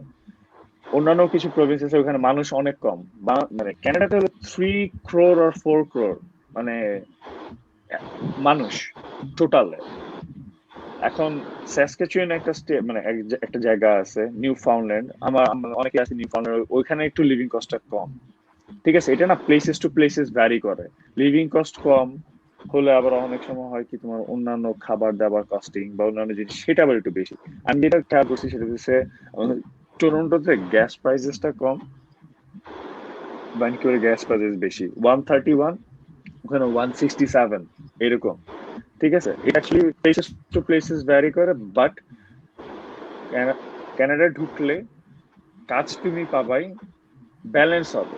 যেটা তুমি টাকা পাবা ওই টাকা দিয়ে তুমি তোমার বাসা ভাড়া দিতে পারবা, নিজে খেয়ে পরে থাকতে পারবা, কিছুটা সেভিংস থাকবে, ওই সেভিংস দিয়ে ঘুরতেও পারবা। বিষয়টা হলো এরকম। মানে ব্যালেন্স থাকতেছে, কস্ট আর হ্যাঁ ইনকাম ব্যালেন্স হ্যাঁ হচ্ছে। এক্স্যাক্টলি, তুমি অন্য কোনো প্রভিন্সে গেলে ওইখানে ইনকামও কম, লিভিং কস্টও কম, খাওয়া থাকা সব কষ্টও কম। যেখানে ইনকামও বেশি, লিভিং কস্টও বেশি, লিভিং স্ট্যান্ডার্ডটাও বেশি। যেমন একটা ব্যাপার আছে, যেমন আয় যেমন মানে যেমন হয় তেমন ব্যয়, লিভিং স্ট্যান্ডার্ডটাও কিন্তু বেড়ে যায় তোমার যখন আয় বাড়ে। যেমন আমার কেস যেটা হয়েছে, আমি ফার্স্টে যখন আসছি তখন আমার মানে কি বলে আমার ইনকাম অনেকটা কম ছিল, আমার ব্যয়টাও কম ছিল, আমি চলতেছিলাম খুব ভালোই ছিলাম। এখন রিসেন্টলি একটু বাড়ছে, মানে ইনকাম একটু বাড়ছে, আবার ব্যয়ও বেড়ে গেছে। মানে এখন আবার আমার নিজের কাছে সবকিছু উল্টাপাল্টা লাগতেছে, মানে আগে কেন পারতেছিলাম এখন কেন পারতেছিলাম, এটা আসলে নাথিং মানে সিরিয়াস, এটা হবে, এটা হয়। এখন আর হচ্ছে ফ্যামিলি নিয়ে আসা, আমি বলবো যে বেস্ট একটা প্লেস ফ্যামিলি নিয়ে আসার জন্য, স্পেশালি স্টুডেন্টস যারা যারা অনেকে আছে যে আসার পরে বিয়ে করে বউ আনতে চায়, তারপর হতেছে যে বাবা মাকে আনতে চায়, সেটার জন্য হতেছে তোমার মানে কি বলে ভিজিট ভিসার জন্য invitation pretty much easy. Canada থেকে ইজিলি তুমি হচ্ছে যে বিয়ে করে বউকে আবার স্পাউস ভিসা নিয়ে আসতে হবে 3-4 মাস পরে, চাইলে বাবা মাকে তুমি হইতেছে যে কি বলে ইনভাইট ভিসা মানে ভিজিট ভিসার জন্য ইনভাইট করে বাবা মা এসে ঘুরেও চলে যেতে পারো, কোনো সমস্যা নেই। এই অপরচুনিটিটা খুবই ইজি। আর সেটেল ডাউনের বিষয়টা, সেটেল ডাউনও অনেকটা ইজি, একটু হার্ড লেবার এবং হার্ড জব করা লাগবে, টেকনিক্যালি এবং প্ল্যান করে আগানো লাগবে, তাহলে এটাও খুবই easy. It takes time, everything সবকিছুর জন্য টাইম লাগবে। আর যেমন হতেছে পিআর এর যে বিষয়টা, পিআর হতেছে তুমি হচ্ছে পড়াশোনা করা লাগবে মিনিমাম 2 বছর, যেই পড়াশোনা পোস্ট গ্রাজুয়েশন করো বা যেটা করো মিনিমাম 2 বছর পড়াশোনা করার পরে 3 বছর ওয়ার্ক পারমিট পাবা। 3 বছর ওয়ার্ক পারমিটের পরে মানে ইন দ্য মিন টাইম তোমার একটা জব, মানে তুমি যেটা পার্ট টাইম আমরা করতেছি ওইটা দিয়ে তুমি সারা জীবন চলবা না, ফুল টাইমের জন্য একটা বেটার জব খুঁজতে হবে। এখানে আর কিছু লেভেল আছে, বি গ্রেড জব আছে, সি গ্রেড জব আছে, সি গ্রেড না অ্যাকচুয়ালি বি গ্রেড যেটা বলে সুপারভাইজার ম্যানেজারিয়াল জব, এগুলো একটা ফাইন্ড আউট করতে পারলে, ফাইন্ড আউট করার পর 6 মাসের experience, just make your file, drop it in the office, তুমি হিয়ার পাবা, খুব ইজি। তারপর হচ্ছে টিএ আর এ যারা করে তারা অনেকে হইতেছে ইউনিভার্সিটি লেকচারার হয়, যখন যদি হতে পারে আর কি, যদি হয় তাদের জন্য অনেক ইজি। টিএআর এর জন্য অনেক ইজি, ইজি মানে তোমার একটা এক্সপিরিয়েন্স নেওয়া লাগবে। ঠিক আছে, পড়াশোনা শেষ করা লাগবে 2 বছর, তারপরে তুমি আরো 6 মাসের এক্সপিরিয়েন্স নিয়ে আরো 6 মাস পরে যে তুমি অ্যাপ্লাই করতে পারবে 3 থেকে 4 বছর, 5 বছরে, 5 বছরের একটা টাইম যেটা স্প্যান, এটার মধ্যে তোমার এভরিথিং শুড বি ডান। যদি হয়ে যায় আল্লাহর রহমতে তাহলে হয়ে গেল, আর যদি না হয়েছে তুমি সে মানে এক্সটেন্ড করতে পারবে সেটা, তারপর তুমি অন্য কোনো প্ল্যানে আগাতে পারবা। এখানে আসলে হবে বিষয়টা হচ্ছে এরকম, এটা আজ হোক কাল হোক আস্তে ধীরে সবকিছু ফ্যামিলি পিয়ার এন্ড এভরিথিং সবকিছু একটু ঝামেলা হইলেও জিনিসটা ম্যানেজ করে নিয়ে যাওয়া যাবে, জিনিসটা হয়ে যাবে ইনশাল্লাহ। এটা নিয়ে মানে এত একটু সময় লাগলেও চিন্তার এটা কিছু নেই। পসিবল, মানে সময় অন্য লাগবে, অন্য দেশের পসিবল। থেকে মানে একটু ভালো, মানে হ্যাঁ, ইজি কারণ হয়। এখানে আমাদের ইমিগ্রেন্টদেরকে অনেক বেশি ওয়েলকামিং এবং ইনভাইট করা হয়। সত্যি কথা এটা, কানাডাতে আমি যে জিনিসটা খেয়াল করছি, যেমন হোয়াইট পিপল, ব্ল্যাক পিপল বা যেটাই বলো, এভরিওয়ান ইজ কোয়াইট ওয়েলকামিং। মানে তুমি তুমি একজন নতুন একটা মানুষ আসছো, তুমি যদি একটা কিছু জানো না, just go and ask them the question, ঠিক আছে? Where is this place, I don't know, can you help me out. ওরা এত ওয়েলকামিং, তুমি সুন্দর করে, এমন আছে অনেক মানুষ তোমাকে তোমাকে ওই জায়গায় দিয়ে পর্যন্ত আসার চেষ্টা করবে, ঠিক আছে? যে হ্যাঁ এটা এখানে কাছে, I am going, like I will go and show you the place, এরকম ব্যাপারটা আমি নিজে ফেস করছি। আবার অনেকে আছে যে আবার এটা করে না, স্পেশালি কোভিড এর জন্য। I don't want to disgrace, Covid এর জন্য মানুষ ক্লোজ কন্টাক্ট আসতে চায় না, তো বলে যে হ্যাঁ দূরত্ব এটা বজায় এখানে রাখে বা আর কি। এটা এখানে, হ্যাঁ দূরত্ব বজায় রাখে। So এইটা আমি ফার্স্টে এসে আমি এটা ফেস করতে আমি ভালো নেগেটিভিটি চিন্তা করলাম, পরে দেন আমি came to know in this mean time এটা আসলে এটার জন্য, এটা আসলে কোভিড এর জন্য মানুষ একটু বেশি সিরিয়াস ছিল, তখন আর কি জিনিসটা ঘটছে, আচ্ছা মানে আচ্ছা, এটা মানে ওই এই যে জন্য একটা কথা হয়েছে। আছে না যে ডোন্ট জাজ আ বুক বাই ইটস কভার, ওইরকম আর কি এক্স্যাক্টলি বিষয়টা। দ্যাটস, ফার্স্টে এসে আমি মানুষজন ভালো না এরকম মানে আসতে চায় না কাছে, এটা সেটা, ইটস নট লাইক দ্যাট, এটা অ্যাকচুয়ালি ওরকম না, ঠিক আছে? সবাই অনেক অনেক ওয়েলকামিং, অনেক ভালো। আর পজিটিভলি মানে যেকোনো কিছু দেখলে সাথে সাথে নেগেটিভ হওয়া উচিত না, মানে পজিটিভলি নিতে হবে, এটাই হচ্ছে হুম কথা। হুম, জাস্ট টেক টাইম, এটা আলটিমেটলি হবে, মানে সব সময় ঠিকঠাক সময় থাকবে। নিয়ে আর কি অ্যাডজাস্ট করার একটা বিষয় থাকে। হ্যাঁ, অ্যাডজাস্ট করার একটা বিষয় থাকে। আর বললামই তো, প্রিটি মাচ ওয়েলকামিং, আর পিয়ার এভরিথিং সবকিছুই অনেকটা flexible. Canada is one of the মানে কান্ট্রি, বলা যায় ল্যান্ড অফ ইমিগ্রেন্টস বলা যায়। এখানে বিভিন্ন কান্ট্রি থেকে বিভিন্ন কান্ট্রির মানুষজন, স্টুডেন্টসরা ঢুকতেছে। অনেকে আছে যে তোমার ডাইরেক্ট কি বলে ওটাকে, যে ওয়ার্ক ভিসাতে যেটা ঢুকতেছে, ঠিক আছে? ওভাবে করে ঢুকতেছে, যে অনেকের মিনিমাম 3 ইয়ার্স ওয়ার্ক এক্সপিরিয়েন্স, যেমন আমাদের স্টুডেন্টসরা এটাও করতে পারে, যাদের 3 বছরের ওয়ার্ক এক্সপিরিয়েন্স আছে, তারা কানাডা আসতে চাইতেছে যে একটা জবের জন্য, সেটাও কিন্তু pretty much easy. Just go through everything, apply, ঠিক আছে? হোক বা না হোক, জাস্ট গো ফর অ্যাপ্লাই, ইনশাল্লাহ হয়ে যাবে, আমি বলি এইটাই, ঠিক আছে? That's the thing. রুহি, অনেক ধন্যবাদ একটা খুব সুন্দর এবং ইম্পর্টেন্ট কোশ্চেন করার জন্য। অনেকগুলো কোশ্চেন ছিল যদিও, কিন্তু অনেক ভালো ছিল কোশ্চেনটা। Thank you Ruhi. এরপরে আসি আহ, সাকিবের কাছে। সাকিবের কাছে শুনতে চাইবো যে মালয়েশিয়াতে যারা স্টুডেন্ট হিসেবে যায় তাদের হুম, হচ্ছে পড়াশোনার পাশাপাশি পার্ট টাইম জব করার সুযোগ সুবিধা কতটুকু বা আছে কি, আচ্ছা। যদি কেউ করতে চায়? হ্যাঁ, আমি বলতেছি, এখানে নরমালি গভর্নমেন্ট থেকে স্টুডেন্টদেরকে জব করার জন্য পারমিশন দেওয়া হয় না বা অ্যালাউড না। বাট কেউ যদি পার্ট টাইম জব করতে চায় তাহলে সে করতে পারে। ইললিগাল না, লিগ্যাল ওয়েতেই করতে পারবে, কিন্তু সে রেগুলার কোনো স্টাফ হইতে পারবে না, তাকে পার্ট টাইমই করতে হবে।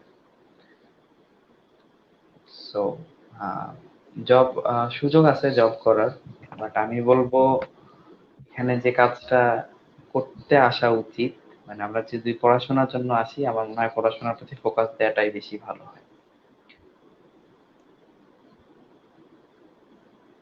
শোনা যাচ্ছে না, সেই কথা শোনা যাচ্ছে না। আহ, ও আমি বলতেছিলাম যে ওখানে আসলে যে যেটা মানে করতে যায় সেটাই আসলে ফোকাস করা উচিত, মানে যে জব হ্যাঁ, করতে যাচ্ছে হ্যাঁ, সে জব, হ্যাঁ, যে পড়াশোনা জব, করতে হ্যাঁ। যাচ্ছে সে পড়াশোনা আর কি, এরকমই বিষয়টা। হুম, এটা ভালো, একটা জিনিস মনোযোগ দিয়ে করলে ওইটা সবচেয়ে ভালো হয়। একটা হ্যাঁ, কারণ মানে কারণ দুইটা দুইটা বেশি- যদি আমি মিক্স আপ করে ফেলি তাহলে হ্যাঁ হ্যাঁ আলটিমেটলি কিছু হয় না, বা আমার 2 বছরের কাজ 4 বছর লাগতেছে। হ্যাঁ হ্যাঁ, এটাই হচ্ছে কথা, মানে অনেক সময় লাগে তখন, যেটা আসলে 1 বছরে সম্ভব ছিল সেটা দেখা যাচ্ছে যে 2 বছর 3 বছরও লেগে তিন যায়। বছরও লেগে যাচ্ছে। সো আমি হ্যাঁ, যেটা করতে আসছি সেটাই ফোকাসড, আর এখানে লিভিং কস্টটা অনেক কম। সো নিজের জন্য এতটাও কষ্ট হবে না, আই হোপ। আচ্ছা আচ্ছা আচ্ছা, থ্যাংক ইউ। আমাদের আরেকটা ইম্পর্টেন্ট একটা কোশ্চেন আসছে, সেটা আমরা এখন দেখবো। সেটা হচ্ছে যে কিছু কমেন্ট, আমরা রুহির কোশ্চেনটা তো করলামই, এখানে মুভিত কমেন্ট করেছে যে 3জন প্রিয় ভাইয়ের মুখ অনেকদিন পর দেখলাম, তো আবার একসাথে। Thank you bookshelf. আমাদের foodie mate. Thank you Mobit for your thank comment, you movie. Hope to see you soon ইনশাল্লাহ। ওদের ওদের ব্লগ গুলা কিন্তু আসলে অনেক সুন্দর হয়। হ্যাঁ, ইন্টারেস্টিং। আমি সবগুলা দেখার চেষ্টা করি, হ্যাঁ, ভালো লাগে আমার। আচ্ছা। আমাদের আরেকটা কমেন্ট এসেছিল যা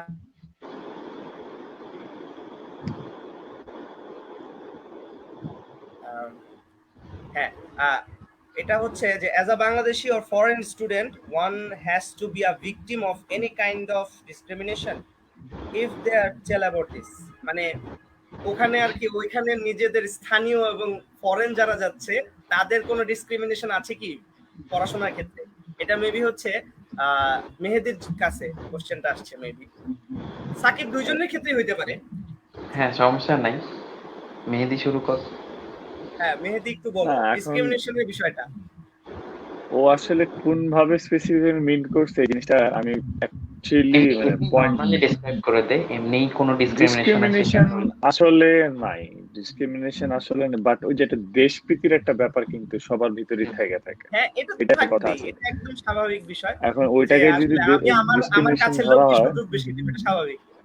এইটাই এটা আমাদের এটাই এটা বাংলাদেশেও থাকে, সবাই এটা নিজেদের বাংলাদেশে সবাই আরো জেলাকে বেশি সবাই এটা থাকে। শুধু একটা জায়গা না, অগ্রাধিকার এটা দেয়। সারা পৃথিবীর সবার সেটাই। মানে থাকে বিষয়টা। তো হ্যাঁ, সেটাই। ডিসক্রিমিনেশন যদি বলা হয় সামনাসামনি দেখায় না, বাট এই জিনিসটা ভিতর থেকে অটোমেটিক আসে। এই জিনিসগুলো হয় মাঝে মাঝে, নট এভরি কেসেস। তারপরও যেটা বলা যায়, আমি যেটা বলছি ফার্স্টে, যে ল্যান্ড অফ ইমিগ্রেন্টস আর ল্যান্ড অফ অপরচুনিটিস, সবাই চায় যে বেটার মানুষটাকে অপরচুনিটিস দেওয়ার জন্য। তো এইসব ডিসক্রিমিনেশন চিন্তা আসলে করার কোনো মানেই নেই। ফার্স্ট অফ অল নিজেকে চিন্তা করা, যে নিজেকে ডেভেলপ করা, নিজেকে জিনিসটাকে সবগুলো বাউন্ডারিজ থেকে উপরে থাকা, আর থিঙ্ক পজিটিভলি, তাহলেই হবে। অনেক সময় অনেক কিছু ফেস করবা, জাস্ট ফেস করা হয়, জাস্ট ইগনোর। কারণ ওই একটা মাইনরিটি যে চিন্তা ভাবনা, মাইনরিটি কিছু পিপল, তাদের জন্য আমরা মেজরিটির মানে জাজ করতে পারি না, ঠিক আছে? কারণ হচ্ছে অপরচুনিটিস যেখানে আছে সেখানে ডেফিনেটলি কিছু ল্যাকিংস থাকতেও পারে। তো এরকম ডিসক্রিমিনেশন দুই একটা আমি নিজেও একটা দুইটা ফেস করছি, বাট ওটা আমার মনে হইতেছে যে পয়েন্ট আউট করে বলার মতো না, কারণ ওটা ওরকম কিছু না, মেজর কোনো ইস্যুস আমি এখনো ফেস করি নাই। আর করা, আমি মনে হয় না এরকম ফেস আসলে কেউ করে খুব একটা, ঠিক আছে? তো ওইটাই ফ্যাক্ট, নাথিং এলস। আচ্ছা, আমাদের আরেকটা কমেন্ট এসেছে। উৎস শামস কমেন্ট করেছে, মেহেদি ভাই কানাডাতে নেটওয়ার্কিং জব অপরচুনিটি কিরকম? কানাডাতে নেটওয়ার্কিং জব ফিল্ডটা, যেটা আমি বলবো এটা হিউজ, এক্সপ্যান্ডিং, শুধু কথা যেটা মানে এক্সপ্যান্ড করতেছে। আমাদের যেমন কানাডাতে বর্তমানে নেটওয়ার্কিং বা আইটি যে সাইটটা বলা হয় খুব বেশি এক্সপ্যান্ড করতেছে। যাদের এক্সপিরিয়েন্স আছে, যারা অনেক, যেটা বলবো উচ্চ মনে হয় জব করতেছে কোন একটা জায়গায়, আমি নট প্রিটি মাচ শিওর, ওর যদি এরকম এক্সপিরিয়েন্স 3-4 ইয়ার্স হয়ে যায়, ও ডাইরেক্টলি নেটওয়ার্কিং ওই জবের এক্সপিরিয়েন্স দিয়ে ক্যানাডাতে অ্যাপ্লাই করে ক্যানাডা নেটওয়ার্কিং যে কোনো সাইটে ঢুকতে পারবে। কিন্তু ওভাবে করে অ্যাপ্লাইটা করা লাগবে, ওভাবে করে জিনিসটা প্রসিডিউরটা বুঝে করা লাগবে। আর পড়াশোনা করেও নেটওয়ার্কিং, আমি যেমন নিজে একটা নিতে নিয়েছিলাম, সাইবার সিকিউরিটি এন্ড নেটওয়ার্কিং একটা প্রোগ্রাম নিতে চাইছিলাম এই এমবিএ বাদ দিয়ে, মানে করার জন্য, দেখি কেমন লাগে। পরে দেখলাম অনেক টাফ, পরে টাফের ছাড়াও দেখলাম টাইম কনজিউমিং, ঠিক আছে? তো এই জন্য পরে আমার জিনিসটা করা হয় না। নেটওয়ার্কিং, ও মাই গড, এটা অনেক বেশি, আইটি করতে যে মাথা খারাপ হয়ে গেছে, আবার নেটওয়ার্কিং করো, এই করো, ওই করো। এখন ওর যেহেতু ইন্টারেস্ট আছে ভাই, করতে পারবা, এবং জব অনেক বেশি, অনেক ভালো, জেনুইন কথা। কারণ হইতেছে, মানে বললাম না, মানুষ অনেক কম, মানুষ অনেক, ওরা হ্যাবিটেন্ট বাড়তে চাইতেছে। বাংলাদেশে 16 কোটি মানুষ, বাংলাদেশের মানে 63 Times, sorry 63 or 67 Times larger দেন বাংলাদেশ হচ্ছে কানাডা, টাইমস গুণ। ওইখানে 16 কোটি, আর আমরা 3-4 কোটি 5-6 কোটি নিয়ে এখানে বসে আছে সবাই কানাডাতে, এত বড়।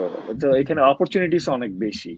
ইটস নট লাইক যে অপরচুনিটিস নাই, সব প্রত্যেকটা ফিল্ডে অপরচুনিটি, সত্যি কথা যেটা আর কি, জাস্ট রাইট মোমেন্টে রাইট ট্র্যাকে রাইট ভাবে অ্যাপ্লাই করা, আর কিচ্ছু না, ঠিক আছে? That's it. এই কানাডার, আই মিন কি বল, করোনা সিচুয়েশনের জন্য, কোভিড সিচুয়েশনের জন্য আজকে অনেক কিছু, অনেকে রিজেক্ট খাচ্ছে, অনেকেই করতেছে। সিচুয়েশনটাকে একটু কন্ট্রোল আনতে দাও, সিচুয়েশনে কন্ট্রোল আনুক। নিজে যদি জব করে থাকে বা পড়াশোনা একটু গ্যাপ নেই, নিজেকে একটু সময় দেয়, ইন দ্য মিন টাইম সব ঠিক হয়ে গেল, তখন আবার অ্যাপ্লাই করলে আবার জিনিসগুলো ইজি হয়ে যাবে। So have patience. আর বলবো যে হ্যাঁ, রাইট ট্র্যাকে রাইট ওয়েতে অ্যাপ্লাই করতে হবে।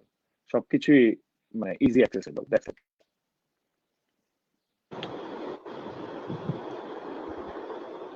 আমি মিট হ্যাঁ, করো। সাকিবের কাছে আমার একটা কোশ্চেন আছে, সেটা হচ্ছে হ্যাঁ যে এটা বলতে গেলে অডিয়েন্স টাইপ কোশ্চেনই, কিন্তু মানে আমি আচ্ছা এটা চিন্তা করলাম, সো এই জন্য কোশ্চেনটা করা, যে মালয়েশিয়াতে হ্যাঁ অবশ্যই। উচ্চশিক্ষা গ্রহণের জন্য যাদের টার্গেট, তারা এখন থেকে আসলে কি কি করতে পারে? আচ্ছা, খুব সিম্পলি আনসার দেই, তেমন কিছুই করতে হ্যাঁ, হবে না, জাস্ট আইএলটিএস দাও, রেডি হও, আর কিছু না। না এখানে মানে ছোট্ট অনেক একটা কিছু কথা বিষয় বলা থাকে, ম্যান্ডেটরি। টার্গেটের বিষয় থাকে যে অনেকে টার্গেট করে, আমিও আসলে ওইটাই বলতে চাচ্ছি যে টার্গেটের বিষয়টা, সেটাই আসলে এটা মানে কি কি হ্যাঁ, করা আমি উচিত। আমি সিম্পলি আনসার দিলাম, আইএলটিএস দাও, চলে আসো, ব্যাপারটা এরকম। আর আচ্ছা এখানে আচ্ছা। ছোট্ট আরেকটা বিষয় মেনশন করা উচিত, যেটা আমি ফলো করছি বা খেয়াল করছি বা ফেস করছি, ম্যাক্সিমাম সবাই একটা কোশ্চেন বারবার করে আমার কাছে, ভাই মালয়েশিয়াতে ভর্তি হইতে গেলে কি আইএলটিএস লাগবে কিনা। অনেকে বলে লাগে না, অনেকে আমি বলে একটু অ্যাড লাগে। করি, একটু অ্যাড হ্যাঁ করি। অবশ্যই। হ্যাঁ আইএলস হচ্ছে ইংলিশ ল্যাঙ্গুয়েজ টেস্টিং সিস্টেম, এটা দুনিয়ার যেখানে হ্যাঁ যায় তোমার লাগবে। হ্যাঁ ঠিক এক্স্যাক্টলি আছে, এক্স্যাক্টলি। এই এক্স্যাক্টলি। কোশ্চেনটা করার আর কোনো প্রয়োজন নাই আজকের পরে, আমার মনে হয় যারা দেখছে। কারণ যেখানেই যাও একটা ভালো ইনস্টিটিউশন ঢুকতে হলে আইএলস লাগবে, এটা আমাকে প্রশ্ন সেম আসে, আইএলস করা লাগবে কিনা, আইএলস ছাড়াও যাওয়া যায়।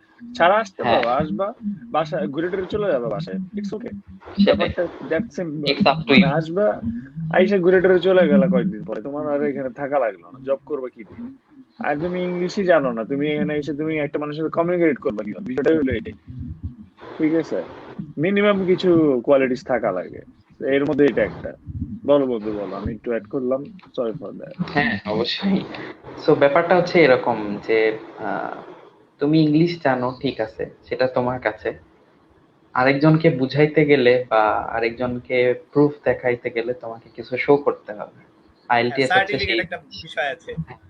হ্যাঁ, আইএলটিএস হচ্ছে সেই জিনিস যেটা ইন্টারন্যাশনালি সবাই মেনটেন করে আর কি। সো যারা আন্ডার গ্রাজুয়েটে আছে এখন, তারা এখন থেকে আস্তে আস্তে প্রিপারেশন নাও। আর আইএলটিএস তেমন কঠিন কিছু না যে হচ্ছে এর পিছনে আবার 6 মাস 1 বছর সময় দিতে হবে। সো আন্ডার গ্রাজুয়েট থেকে জাস্ট বোঝার চেষ্টা করো ব্যাপারটা কি, আইএলটিএস এর কোশ্চেন প্যাটার্ন কেমন, চারটা যে পার্ট আছে, রিডিং, রাইটিং, স্পিকিং, লিসনিং, এই জিনিসগুলা জাস্ট, ব্যাপারগুলা একটু গুগল করলে, একটু ইউটিউবে সার্চ করলে আমরা পেয়ে যাবো ব্যাপারগুলা কি। সো ওই জিনিসগুলো একটু রেগুলার প্র্যাকটিসে রাখলে, যখন গ্রাজুয়েশন শেষ হবে, 2-1 মাস একটু ভালো করে প্র্যাকটিস করে পরীক্ষা দিলেই, দু একটা মক টেস্ট দিলেই বুঝতে পারবো যে আমার পজিশনটা কোথায়। তারপরে হচ্ছে আমি এক্স্যাক্টলি। পরীক্ষা দিয়ে দিলাম। আরেকটা বিষয়, সেটা হচ্ছে ম্যাক্সিমাম ইউনিভার্সিটিতে তুমি যদি ফুল ফ্রি স্কলারশিপ বা ফুল ফান্ডিং পেতে চাও, ডেফিনেটলি আইএলটিএস একটা ভাইটাল জিনিস, যেটা থাকতেই হবে। এটা হচ্ছে ফার্স্ট ইমপ্রেশন, এটা দিয়ে স্কলারশিপ ম্যানেজ ফার্স্ট করা যায় ইমপ্রেশন, না। এটা দিয়ে ইমপ্রেশনটা, মানে অনেকে ভাবে যে আইএলটিএস ইউ হ্যাভ দ্যাট ভালো কোয়ালিটি। হইলে হ্যাঁ আমি স্কলারশিপ পাবো। ইটস নট হ্যাঁ লাইক দ্যাট। হ্যাঁ, আইএলটিএস এর সাথে স্কলারশিপের কোনো সম্পর্ক নাই। আমি সম্পর্ক আবার নাই। রিপিট করতেছি, কোনো সম্পর্ক নাই, আইএলটিএস এর সাথে স্কলারশিপের কোনো সম্পর্ক নাই। এটা যদি একটা impression, you are good at English, বা তুমি কমিউনিকেশনে অনেক ভালো, এটা তোমাকে তোমার নিজের প্রফেসর কোয়ালিটিটা এবং শো ইউনিভার্সিটিকে করবে। বোঝানো হবে নিজের কোয়ালিটি। মানে জাস্ট এটা একটা বেঞ্চমার্ক যে তুমি এটা ইন্ডিয়ান রিকোয়ারমেন্টসটা তোমার ফুলফিল করলেই হয়। তোমার যে 8-9 পাওয়া লাগবে, ইটস নট লাইক দ্যাট। যদি 7 থাকে, 6.5 থাকে, ওই মিনিমাম রিকোয়ারমেন্টটা ফুলফিল করলেও চলে। কিন্তু এটা আমাকে ভালো ভুল ধারণা যে আইএলটিএস হচ্ছে যে স্কলারশিপের জন্য হেল্প করে, স্কলারশিপের এটা জন্য হেল্প করে, ইমপ্রেশনটা ক্রিয়েট করতে বেটার করে, দ্যাটস ইট। সেটাই। আচ্ছা, একটা ইম্পর্টেন্ট কোশ্চেন আছে, আমাদের এক কমেন্ট থেকে কোশ্চেন আসছে, সেটা হচ্ছে শাহরিয়া সৌমিক কমেন্ট করছে যে question for both of the senior brothers, are you on 100% full free scholarship? লাফান না, বুঝলাম না, এটা খুব কঠিন অবশ্যই না। কোশ্চেন। এখানে আমরা স্কলারশিপ নিয়ে কথা বলতেছি না যদিও, তারপরে স্কলারশিপ নিয়ে যদি কারো মানে তোরা কেউ কিছু বলিস, তাহলে মানে ওর জন্য হয়তো বুঝতে সুবিধা হবে আর কি। স্কলারশিপ টাইপের কোনো কোশ্চেনও করতে যাচ্ছিল। আচ্ছা আচ্ছা আচ্ছা। স্কলারশিপের ব্যাপারটা ডিপেন্ড করে টোটাল ইউনিভার্সিটির উপর। আবার এখানে আচ্ছা আরেকটা বিষয়, যেটা আমাদের আজকের আলোচনা শুরুতেই সৈকত মেনশন করছিলি, যে ফ্যাকাল্টি কি, ডিপার্টমেন্ট হ্যাঁ, কি। এই আমি জন্যই বলতে আমার নিছিলাম আসলে কোশ্চেন ফ্যাকাল্টির উপর করা। ডিপেন্ড করে, হ্যাঁ, এটা টোটালি ডিপেন্ড করে ফ্যাকাল্টির উপর। এখানে ফ্যাকাল্টির উপর। ইউনিভার্সিটি একটা বিশাল পরিসর। তো প্রত্যেকটা ফ্যাকাল্টির আলাদা আলাদা ফান্ডিং থাকে, আলাদা আলাদা ম্যানেজমেন্ট থাকে। সো কে কি পরিমাণ এফোর্ট দিচ্ছে, কার ফান্ডিং ক্যাপাসিটি কেমন, কে কি পরিমাণ স্কলারশিপ অফার করবে, টোটালি ডিপেন্ড করবে ফ্যাকাল্টির উপর বা ডিপার্টমেন্টের উপর। আবার এক্স্যাক্টলি। আরেকটা বিষয় বলছিলাম যে ফ্যাকাল্টির আন্ডারে অনেক ইনস্টিটিউশন থাকে। নর্মালি ডিপার্টমেন্ট গুলো চাইতে ইনস্টিটিউশনে ফান্ডিংটা বেশি থাকে। সো কেউ যদি ইনস্টিটিউশন থেকেও ডিগ্রি নিতে পারে, সো তার স্কলারশিপ বা আদার সুবিধা পাওয়ার পসিবিলিটি বেশি থাকে। সো যেমন এটা টোটালি ইনস্টিটিউশনাল ফার্স্ট ডিগ্রি হ্যাঁ আমার যেটা একটা আছে, এটা একটা ওই মানে ফ্যাকাল্টি ইনস্টিটিউশন। ইনস্টিটিউশন আন্ডার থেকে আমার নেওয়া হয়েছে একটা, বুঝতে পারছো? হুম তুমি যেটা বললা ওই কথাটাই, ফ্যাকাল্টি আন্ডারে কিছু, যেমন ধরো হলো আমাদের এখানে আছে রথম্যান বিজনেস স্কুল, হুম গুডম্যান হুম হুম বিজনেস স্কুল, যেমন ইউনিভার্সিটি অফ টরন্টো নাম আছে, ঠিক আছে, হুম সবাই হুম ইউনিভার্সিটি অফ টরন্টো চিনে, এটা ওয়ার্ল্ডের সেকেন্ড থার্ড আর ফোর্থ কিছু একটা হবে। ওটার আন্ডারে কিন্তু অনেকগুলো বিজনেস স্কুল আছে, টেকনোলজিক্যাল স্কুল আছে, ওরাও কিন্তু ইনস্টিটিউট স্কলারশিপ ফান্ড থাকে। করে, ওরাও কিন্তু দেয়। ওটাও সিস্টেমেটিক্যাল, ও যেটা বলছে এটা কিন্তু খুব ইম্পর্টেন্ট একটা জিনিস, এটা অনেকে বুঝবে না। আমিও যদি বলি এখন ওই 100, সবাই শুধু জানে 100% স্কলারশিপ দিতেছে, শুনতেছে 100%টা কই থেকে আসতেছে, কিভাবে আসতেছে, এটা বলতে গেলে এটা এটা কেউ ফার্স্ট বুঝে না। বুঝবে না এখন, যদি ওভাবে এক্সপ্লেন এটা করি। এখন তারপরে যতটুকু পারা সম্ভব আমরা বলতেছি। হ্যাঁ ফ্যাকাল্টির আন্ডারও যেটা বলছে, ফ্যাকাল্টির হাতে একটা থাকে। এই জিনিসটাকে আমি একটু এক্সাম্পল দিয়ে বলি, ধরো বাংলাদেশের এক্সাম্পল দিই। আম, বাংলাদেশে ধরো আমাদের বাওয়াটেন, হ্যাঁ বাওয়াটেনই একটা রবি, রবি একটা বড় কোম্পানি। এখন রবির এই যে 4G সিম চলতেছে, এখন 5G কিভাবে করা যায় বাংলাদেশে বসে, এটার জন্য রিসার্চের জন্য বাওয়াটের একটা ফ্যাকাল্টিকে দেওয়া হইলো, ধরো ট্রিপল বা সিএসসি কে দেওয়া হলো যে এটা রিসার্চ করে বের করে যে 5Gটা কেমন, কিভাবে বাংলাদেশে জিনিসটাকে অ্যাপ্লাই করা যায়, সেটার জন্য আমি এত টাকা দিচ্ছি ফান্ডিং। তখন কি করবে আমাদের ফ্যাকাল্টিরা, স্টুডেন্টস ফাইন্ড আউট করবে, তার কাছে সে হুম। একটা দিবে, স্টুডেন্ট গুলো মেল করবে, এক্স্যাক্টলি, যখন এটাই আসলে স্টুডেন্ট গুলো বিষয়। আসবে এই ফিল্ডে কারা কারা তখন কাজ করতে চায় এই ফিল্ডে বা কারা কারা কারা কাজ কারা করছে, এক্সপার্ট যারা আছে। কাজ করছে, যাদের কয়টা পেপার হ্যাঁ আছে, তারা কতটুকু ফ্রুটফুল, স্টুডেন্ট হুম গুলোকে নিয়ে আসবে, সে ফুললি ফ্রি ফান্ডেডও নিয়ে আসে, আবার আসে অনেক সময় 70%, 40%, 80%। এটা এটা আবার একটা কেমন জানো, এই বাজারে গেলে দরদাম করি না আমরা, এই তরকারিটা অনেক এক্স্যাক্টলি, সময় হ্যাঁ, বাঙালি হ্যাঁ, করে অনেকটা মাছের জায়গায় বার্গেনের মতো। প্রফেসরের সাথে যে বার্গেন করা লাগে, যে হ্যাঁ, না I want 100% full free scholarship, professor বলে I can only give you 60% বা 40%, তুমি বলো যে না least give me 90% or 80%, it's like that. এটা কিন্তু আমরা লজ্জা পাই যে না প্রফেসরকে মেল করে বলবো যে হ্যাঁ, বার্গেন আমরা করতেছি টাকার এই বিষয়টা জিনিসটা। আসলে কখনোই আলাপ করতে চাই না, মানে আমাদের একটা প্রবলেম এক্স্যাক্টলি, হচ্ছে যে টাকার বিষয় নিয়ে আমরা কথা বলতে চাই না, কিন্তু এটা কথা কিন্তু বলতে অনেক চাই না। ইম্পর্টেন্ট একটা ইস্যু, অনেক ইম্পর্টেন্ট একটা আমি এই ইস্যু। জন্যই মানে কথাটা, কারণ কোশ্চেনটা করাতে আমি জিনিসটা বলতেছি এখন, হ্যাঁ, হ্যাঁ, প্রফেসরই অনেক কিন্তু তোমার মানে ডিসাইড খুব করে সুন্দর দিবে, একটা ফ্যাকাল্টিও অ্যান্সার ডিসাইড করে পাইছি দিবে, আমরা। ঠিক আছে? বার্গেন করাটা সেটাই। কিন্তু খারাপ জিনিস না, ইটস এ গুড থিং। না, অবশ্যই খারাপ প্রফেসর কিছু না। জান, ধরে নেবে যে এই স্টুডেন্টটা আসলে পোটেনশিয়াল, ও চাইতেছে পোটেনশিয়ালটা ফুলটা ইউজ করে একটা ভালো কিছু পজিশন ক্রিয়েট করতে, তাই এই বার্গেন করতেছে, নেগেটিভ ওয়েতে চিন্তা করবে না। এন্ড আই রিপিট, এটা এক্স্যাক্টলি। নেগেটিভ ওয়ে কিছু না, ঠিক আছে? সো ওইভাবে তুমি ফুললি ফান্ডেড পাইতে পারো। কানাডাতে ফুললি ফান্ডেড খুবই কম দেওয়া হয়, ইউ হ্যাভ টু পে একটা একটা ধরো 40%, 50%। যেমন আমিও কিছু ফান্ডিং পাইছি, নট 100%, আমি আমার ফান্ডিংটা বলতেছি না যে কতটুকু অ্যামাউন্ট, 100% হলে তো আমি বলে দিলাম হ্যাঁ 100% পাইছি, মানে এটা ভাব নিতাম, এরকম ভাবটা নিতেছি না এখন, এটাই আর কি। এটাই ফ্যাক্ট যে প্রফেসর, তারপর হচ্ছে কি বলে ওটার নাম, ইউনিভার্সিটি ফ্যাকাল্টি নিজের কিছু থাকে, আবার ইউনিভার্সিটি নিজেরও কিছু স্কলারশিপ থাকে, যে এরকম এরকম স্কলারশিপ, এই প্রোগ্রামে আমি স্কলারশিপ ছাড়বো দিব, ঠিক আছে? সে কথা আমিও অনেক হ্যাঁ, ধরনের। ইউনিভার্সিটির একটা ফান্ড থাকে যেখান থেকে আসলে হ্যাঁ মানে ইউনিভার্সিটি প্রোভাইড করে স্টুডেন্টদের, যা তোমরা আসো, আমরা তোমাদেরকে নিচ্ছি আর কি হ্যাঁ তোমাদের ইউনিভার্সিটি। এক্স্যাক্টলি। সো আরেকটা কোশ্চেন আমি করতে যাচ্ছি, আমার কোশ্চেনের যেগুলো ছিল মানে আমি নিজে যেগুলো ভাবছি সেগুলো থেকে মেহেদির জন্য, যে কানাডাতে স্টুডেন্ট ভিসাতে যাওয়া স্টুডেন্টরা পার্ট টাইম জব করার সুযোগ কতটুকু পায়? এখানে অবশ্যই মানে তুই নিজেও মনে হয় পার্ট টাইম জব করিস, হ্যাঁ হ্যাঁ সো এখানে পার্ট টাইম জব করার সুযোগটা কিরকম, বা পার্ট টাইম জব করার জন্য আসলে ওইখানে স্টুডেন্টরা যে যায়, যাওয়ার পরে প্রসেসটা কি? পার্ট টাইমের কোনো প্রসেস নাই। পার্ট টাইম হলো তোমার, তুমি যখন স্টাডি পারমিট পাবা, খুব ক্লিয়ারলি লেখা আছে 20 আওয়ার্স ওয়ার্ক পারমিট, ঠিক আছে। বাকি যেটা করবা সেটা তোমার একটা সিন নাম্বার থাকে, আমি বলছিলাম ওই নাম্বারের মধ্যে যেন 20 আওয়ার্স এর বেশি না ঢুকে। অনেকে আছে যে না, অনেক অনেক জব করে, এটা হচ্ছে 20 আওয়ার্স যেটা লিগাল সেটা করার পরে, আর একটা যেটা হচ্ছে ক্যাশে কাজ করে ইলিগাল যেটা বলা হয়। আমি এটা কি বলে প্রমোট করতেছি না, এটা আসলে করে অনেকে, বাট ফর সার্টেন টাইম, এটা পার্মানেন্ট থাকে না। যেটা ক্যাশে 20 আওয়ার্স, যেটা সেটা 20 আওয়ার্স থাকবে। ফুল টাইমে গেলে 40 আওয়ার্স এন্ড অ্যাবাভ, যেটা তোমার ইচ্ছা। 40 আওয়ার্স এর পরে একটা মানুষের এনার্জি থাকে না, আবার অনেকে ওভার টাইম করে, অনেক কিছু করে, এটা অনেকের উপর ডিপেন্ড করে। আর যেটা 20 আওয়ার্স, যেটা ওয়ার্ক পারমিটের কথা, জব অপরচুনিটিস অ্যাভেলেবেল, মানে কিছু না, তোমার অ্যাভেবিলিটি, তোমার ক্লাস এই টাইম থেকে এই টাইম, এই টাইম থেকে এই টাইম, তুমি এটা তোমার সিভির মধ্যে মেনশন করবে। সিভিতে আহামরি কিছু মেনশন করা লাগে স্টুডেন্ট থাকা অবস্থা। এটা আমাকে হেল্প করছে আমার ফ্রেন্ডরা। আমার এখানে কিছু আমার স্কুল ফ্রেন্ডস আছে, তো আমি যখন ফার্স্ট টাইম সিভিটা ড্রপ করছি, ওরা দেখে হাসছে কতক্ষণ। ওরা মানে বললে যে এই সিভি দিয়ে তুমি একটা পাওয়ার প্ল্যান্টে মানে অ্যাপ্লাই করো, তোমার পার্ট টাইম অ্যাপ্লাই করা লাগবে না। তাই তোমার হলো এটা দেখে বলবে যে এটা কই থেকে আসছে, ঠিক আছে। মানে সিভিতে এই থিসিস করছি, এই রিসার্চ, এই paper, nothing bro, nothing. Just তুমি কোথায় পড়তেছো, কত তোমার স্টাডি পারমিট কতটুকু আছে বা কিছু একটা মেনশন করলে করলো, নাহলে তুমি যে এইবারে এই তুমি টাইমে ফ্রি আছো, এই জিনিসগুলো জানতে চাই। পার্ট টাইমে, পার্ট টাইমে নাথিং আছে। ফুল টাইমের বিষয়টা আবার পুরাই আলাদা। পার্ট টাইম বিষয়টা এরকম, ফুল টাইম বিষয়টা হচ্ছে তখন তুমি থিসিস করছো না কি করছো না করছো, তখন তুমি ওই যে তোমার বসের কাছে ইমেল করলা যে এটা আমার এই, আমি এই কোয়ালিফাইড, এত এত কিছু করছি, ঠিক আছে। তখন বিষয়টা এরকম। আর জব, জব নিয়ে কোনো টেনশন করারই দরকার নেই। যদি এখানে আসে কেমনে, মানে ধরো তুমি কতদিন মানে বসে থাকবা, হাইস্ট 10, 15, 20 দিন, 1 মাস, 2 মাস, ঠিক আছে। এরপর আলটিমেটলি তুমি একটা জব ফাইন্ড করে নিতে পারবে। It's not that much hard, আমি যেটা বলবো আর কি, খুবই easy part time job specially পাওয়া। কিন্তু পার্ট টাইম যে অনেকে চিন্তা করে যে আমি হলো আমার টিউশন ফিস দিব বা কিছু, এই জিনিসটা নিয়ে আমি একটা কথা বলি, এটা অনেকে কোশ্চেন করে না, করা উচিত ছিল, যে আমি ওই জব দিয়ে আমি আমার টিউশন ফিস দিতে পারবো কি পারবো না।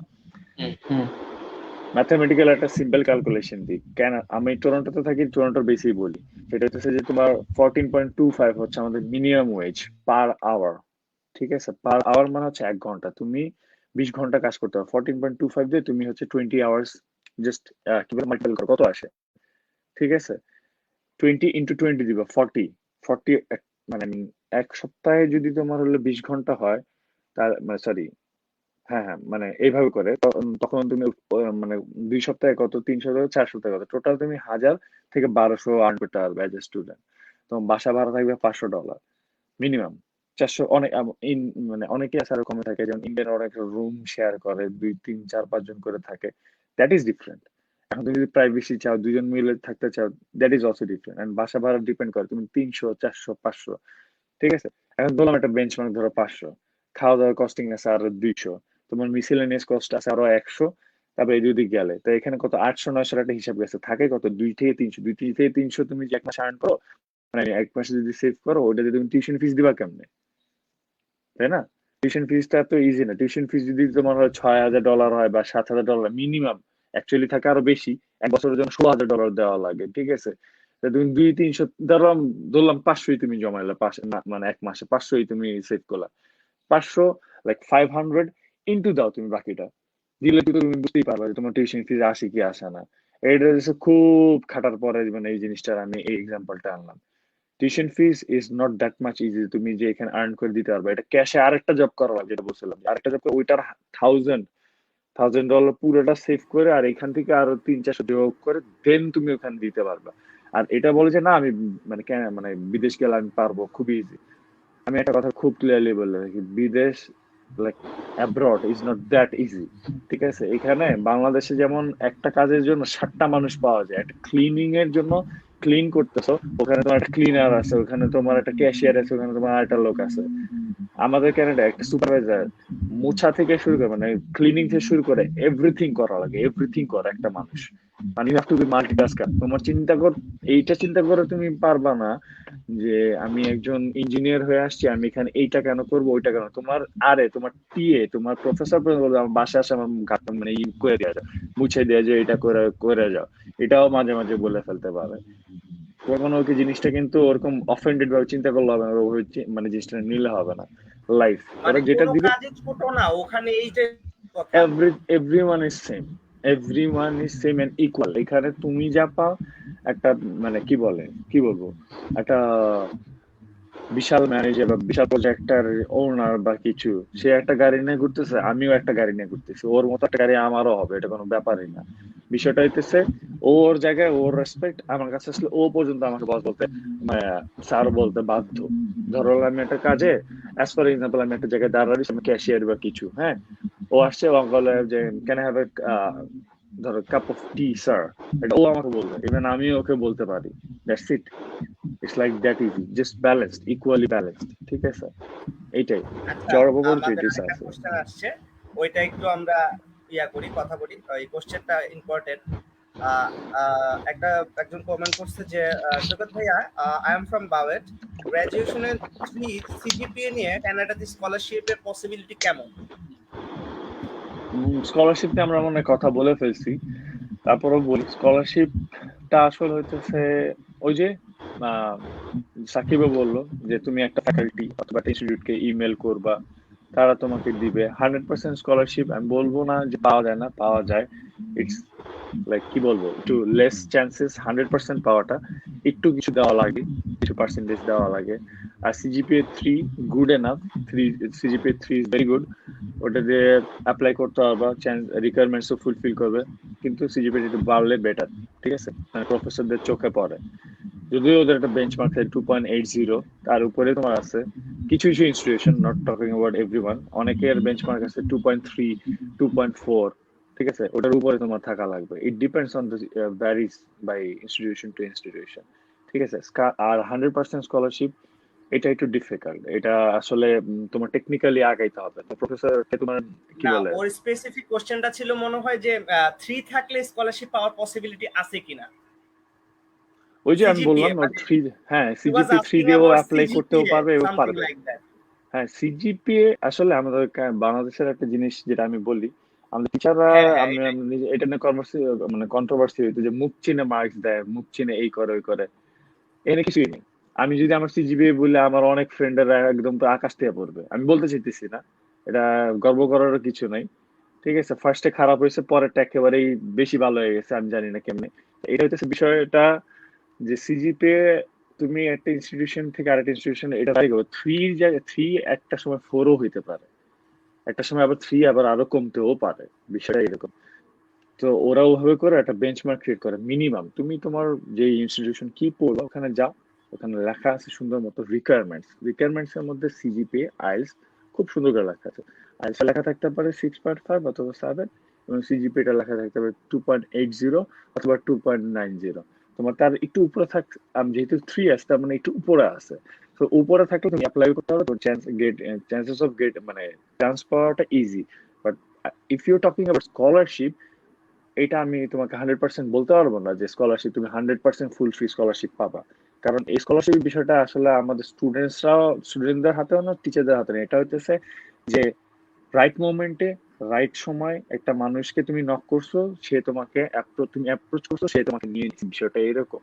ইটস লাইক দিস, এটা এক রকমের কি বলা যায়, ওই যে লটারির মতো, ঠিক আছে? তুমি অ্যাপ্লাই করতেছো, লটারি লটারি লটারি লটারি পেয়ে গেছো 100%, বিষয়টা এরকমই। লাক, এটা That's it. অনেকটা লাক। হ্যাঁ, অনেকটা অনেকটা লাখ, 100% পাওয়াটা আমি বলি দেয়ার লাকি, যারা পায় তারা দেয়ার লাকি, আমার কাছে মনে হয়। নট হ্যাঁ, হার্ড, বাট পাওয়া যায়, কিন্তু তাও পাওয়া যায়, বাট দেয়ার অনেকটা লাকি। লাকের বিষয়। হ্যাঁ, লাখের বিষয় এটাই। আচ্ছা, আর আমি সাকিবের কাছে একটা কোশ্চেনে চলে যাচ্ছি, সেটা হচ্ছে যে জব বা হায়ার স্টাডি দুইটার জন্যই communication skill and networking skill আসলে কতটা জরুরি একটা মানুষের? হুম। আচ্ছা, এখানে যদি সে কমিউনিকেটই করতে না পারে তাহলে সে জব করবে কিভাবে? আচ্ছা, আমি হ্যাঁ, বুঝলাম এটাই। পড়াশোনা করছি, আমি ক্লাসে গেলাম, টিচার যা পড়াইলো সেটা আমি নোট করে আসলাম, নিজে নিজে পড়লাম, কাউকে দিলাম না, কারো কাছ থেকে হেল্পও নিলাম না, ঠিক আছে? Exactly you can the point. Survive, you can survive academically, but এই কাজটা যদি সে জবে করতে যায় তাহলে সে সার্ভাইভ করতে পারবে না। সো নেটওয়ার্কিং যদি স্কিল না থাকে, আবার কমিউনিকেশন স্কিল খুবই ইম্পর্টেন্ট। এই নেটওয়ার্কিং বা কমিউনিকেশন স্কিলের কথা ছোট্ট একটা উদাহরণ দিয়ে বলি। কেউ যদি হায়ার স্টাডি করতে চায় বা বাইরে এসে পড়তে চায়, তার যদি নেটওয়ার্কিং স্কিল না থাকে, ওই যে কমিউনিকেশনের কথা বললাম, ওয়েবসাইটে গিয়ে দেখা, সেখান থেকে কোথায় খোঁজ নিতে হবে, কোথায় ইমেইল করতে হবে, কিভাবে ইমেইল করতে হয়, এই বিষয়গুলো, এই এক্স্যাক্টলি, বেসিক ইমেল তো ইমেল তোমাকে জানতে হবে। প্রপার ইমেলটা আমরা অনেকেই লিখতে, ইভেন আমিও অনেকদিন পরেই শিখছি প্রপার ইমেলটা। একটা ইমেলের একটা ফরম্যাট আছে, একটা প্রপার ইমেল লেখার একটা নিয়ম আছে, এটাই আমরা অনেকেই জানি না। হ্যাঁ, সো ওই আমি যদি ইমেল কিভাবে করতে হয় বা আমার ইমেইলের ভ্যালিডিটি যদি না থাকে, তাহলে আমি সেই ইমেইলের রিপ্লাই পাওয়ার আশা করি কিভাবে? এটা আমার নিজেদেরকে টোটালি মানে এগ্রি, নিজেদের জানা টোটালি উচিত। এগ্রি। ইমেলের হ্যাঁ কিছু আসলে, প্যাটার্ন থেকে এটা ফলো করা লাগবে।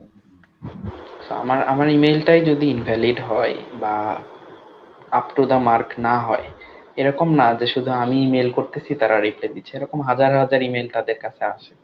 সো কোন ইমেলটা তাদেরকে ইমপ্রেস করতে পারবে সেই ব্যাপারটাও একটা ফ্যাক্ট। সো এগুলো মাথায় রাখা জরুরি। আর কমিউনিকেশন স্কিল যদি না থাকে তাহলে বাইরের দুনিয়ায় টেকা তো অসম্ভব, আমার মনে হয় বাংলাদেশেও টেকা অসম্ভব। এই যে ব্যাপারগুলা, স্কলারশিপের ব্যাপার বলতেছে সবাই, সো ফুল ফান্ডিং কেমনে পাবো, কিভাবে পাবো, আমি যদি নিজে আরেকজনের সাথে কমিউনিকেট না করি তাহলে আমি কিভাবে জানবো এখানে এখানে স্কলারশিপ পাওয়ার পসিবিলিটি আছে? আমি তো কমিউনিকেটই করতে পারি না, তাহলে আমি কিভাবে জানবো?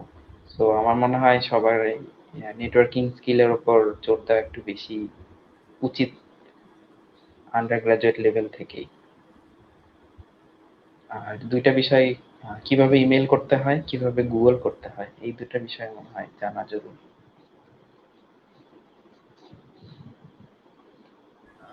Thank you Shakib. আহ, এরপরে আসবো যে ওয়েলকাম। এটা আমার পরের যে কোশ্চেনটা ছিল এটার অনেকখানি উত্তর সাকিব দিয়ে দিয়েছে, কিন্তু তারপর আমার কোশ্চেনটা আমি করছি। কমিউনিকেশন স্কিল বাড়াতে আসলে একজন আন্ডার গ্রাজুয়েট স্টুডেন্ট, মানে কলেজ লাইফের পরে যারা ইউনিভার্সিটিতে আসছে, under graduate student, communication skill বাড়াতে একজন আন্ডার গ্রাজুয়েট স্টুডেন্টের আসলে কি কি করা প্রয়োজন বলে তোর মনে হয়? মানে এখন মনে হয়, তো আমরা তো ছিলাম এক সময় যে এই কাজগুলো আসলে আন্ডার গ্রাজুয়েট লেভেলে করা যেতে পারতো বা করা যেতে পারে। এক যে স্টুডেন্ট যারা আন্ডার গ্রাজুয়েট লেভেলে আছে তারা তাদের আসলে কমিউনিকেশন স্কিল বাড়ানোর জন্য তারা আসলে এগুলো করতে পারে। হুম, আচ্ছা ঠিক আছে। আহ, আমি আমার মতো করে আনসার দিই। আমার কাছে যেটা হ্যাঁ হ্যাঁ মনে হয় শিওর। সেটা সেটা হচ্ছে নিজের ইচ্ছাটা থাকতে হবে। আমার নিজের ইচ্ছা যদি না থাকে তাহলে আমাকে কেউ এসে করে দিবে না। আর আমি যদি নিজে না চাই, শুধু চিন্তা করে বসে থাকি যে হ্যাঁ এরকম হবে ওই রকম হবে, জাস্ট ইম্পসিবল ব্যাপারগুলো। সো নিজের ইচ্ছা থাকতে হবে, সেই অনুযায়ী প্ল্যান মাফিক আগানো যেতে পারে। আর আমি ছোট্ট ভাবে বলবো, ইগো জিনিসটা নিজের মধ্যে থেকে বের করতে হবে। তুমি জিনিসটা শিখতে চাও কিন্তু তোমার মধ্যে ইগো আছে, হ্যাঁ আমি ওর কাছে গিয়ে কেন শিখবো, ওর কাছে গিয়ে কেন এটা করব, ছোট হয়ে যাব আমি, এরকম কিছু না। শেখার কোনো শেষ নাই। বা সিম্পল, আমরা সাধারণ একটা মানুষের কাছ থেকে অনেক কিছু শিখতে পারি। সবার কাছেই ডিফারেন্ট কিছু জিনিস আছে যেগুলা আমাদের শেখা উচিত। বা এক একজনের এক এক কোয়ালিটি ভালো থাকে, সবার সবকিছু ভালো থাকে না। সো যার যেটা ভালো সেটা নিজে মধ্যে নেওয়াটার চেষ্টা করতে হবে। আর ইগোনেসটা পুরোটাই নাই করতে হবে, আমার কাছে যেটা মনে হয়। আর আরেকটা বিষয় হচ্ছে বিনয়ী হতে হবে।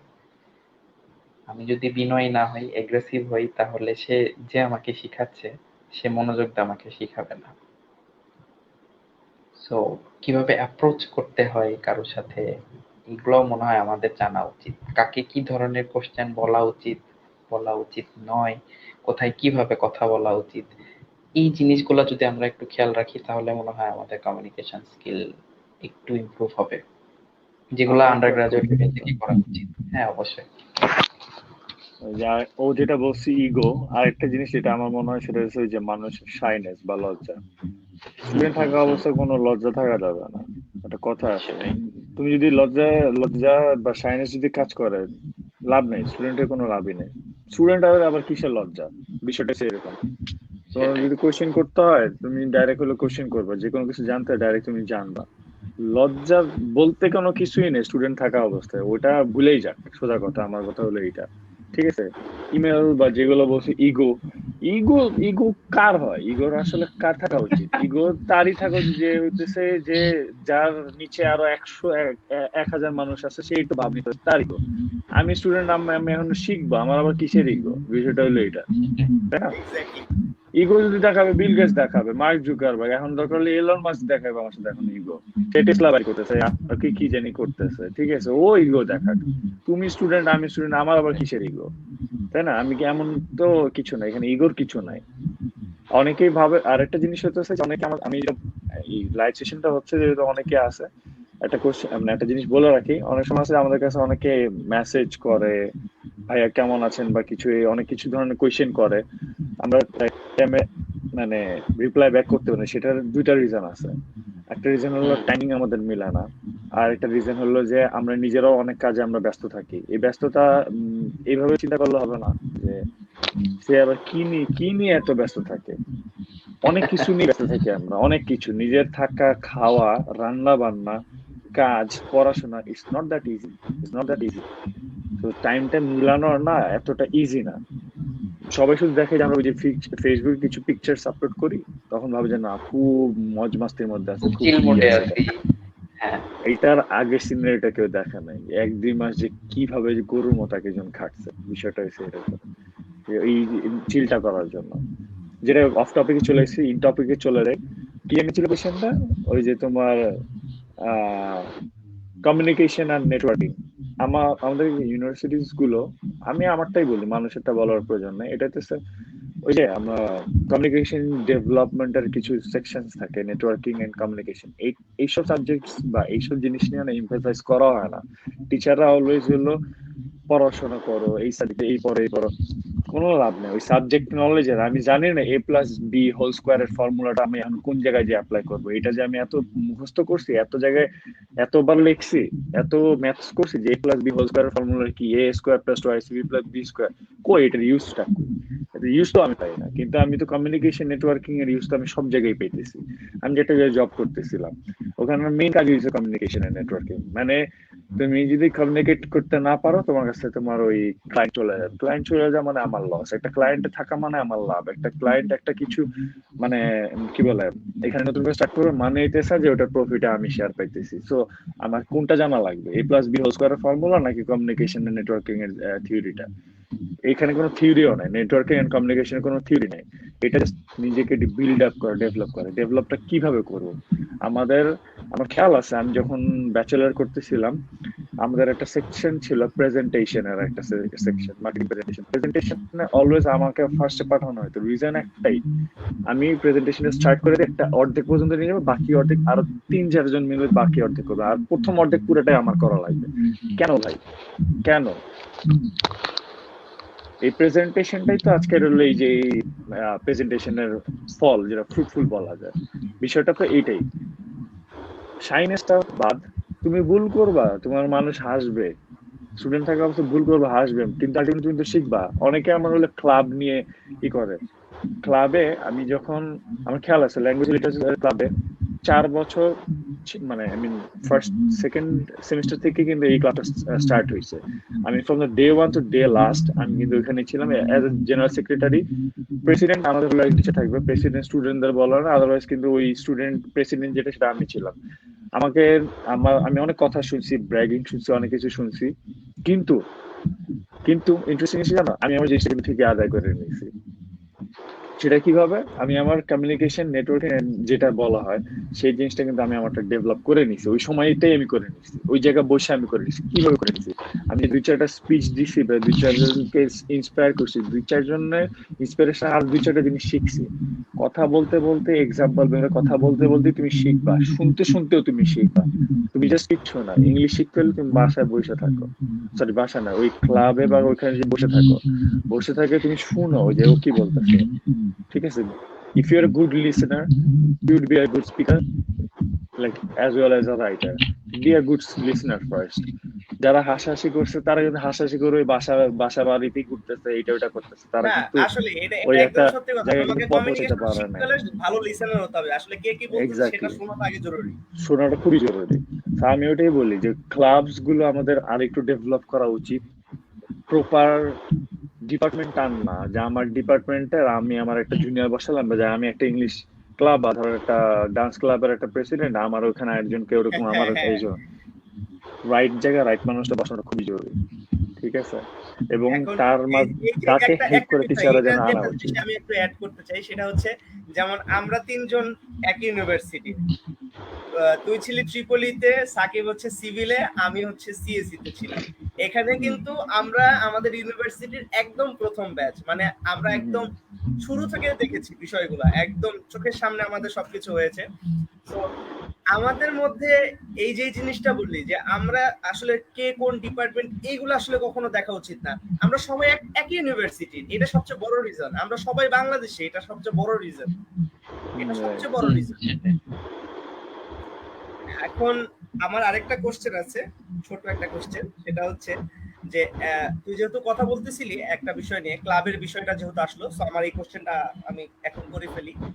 আন্ডার গ্রাজুয়েট স্টুডেন্টদের এই যে 4 ইয়ার্স ডিউরেশন টাইমটা, পড়াশোনার যে 4 ইয়ার্স, 5 ইয়ার্স থাকে কারো কারো, যেমন ফার্মাসির 5 ইয়ার্স, তারপর মেডিকেল থাকে, সো 4 and 5 ইয়ার্স যেটাই হোক।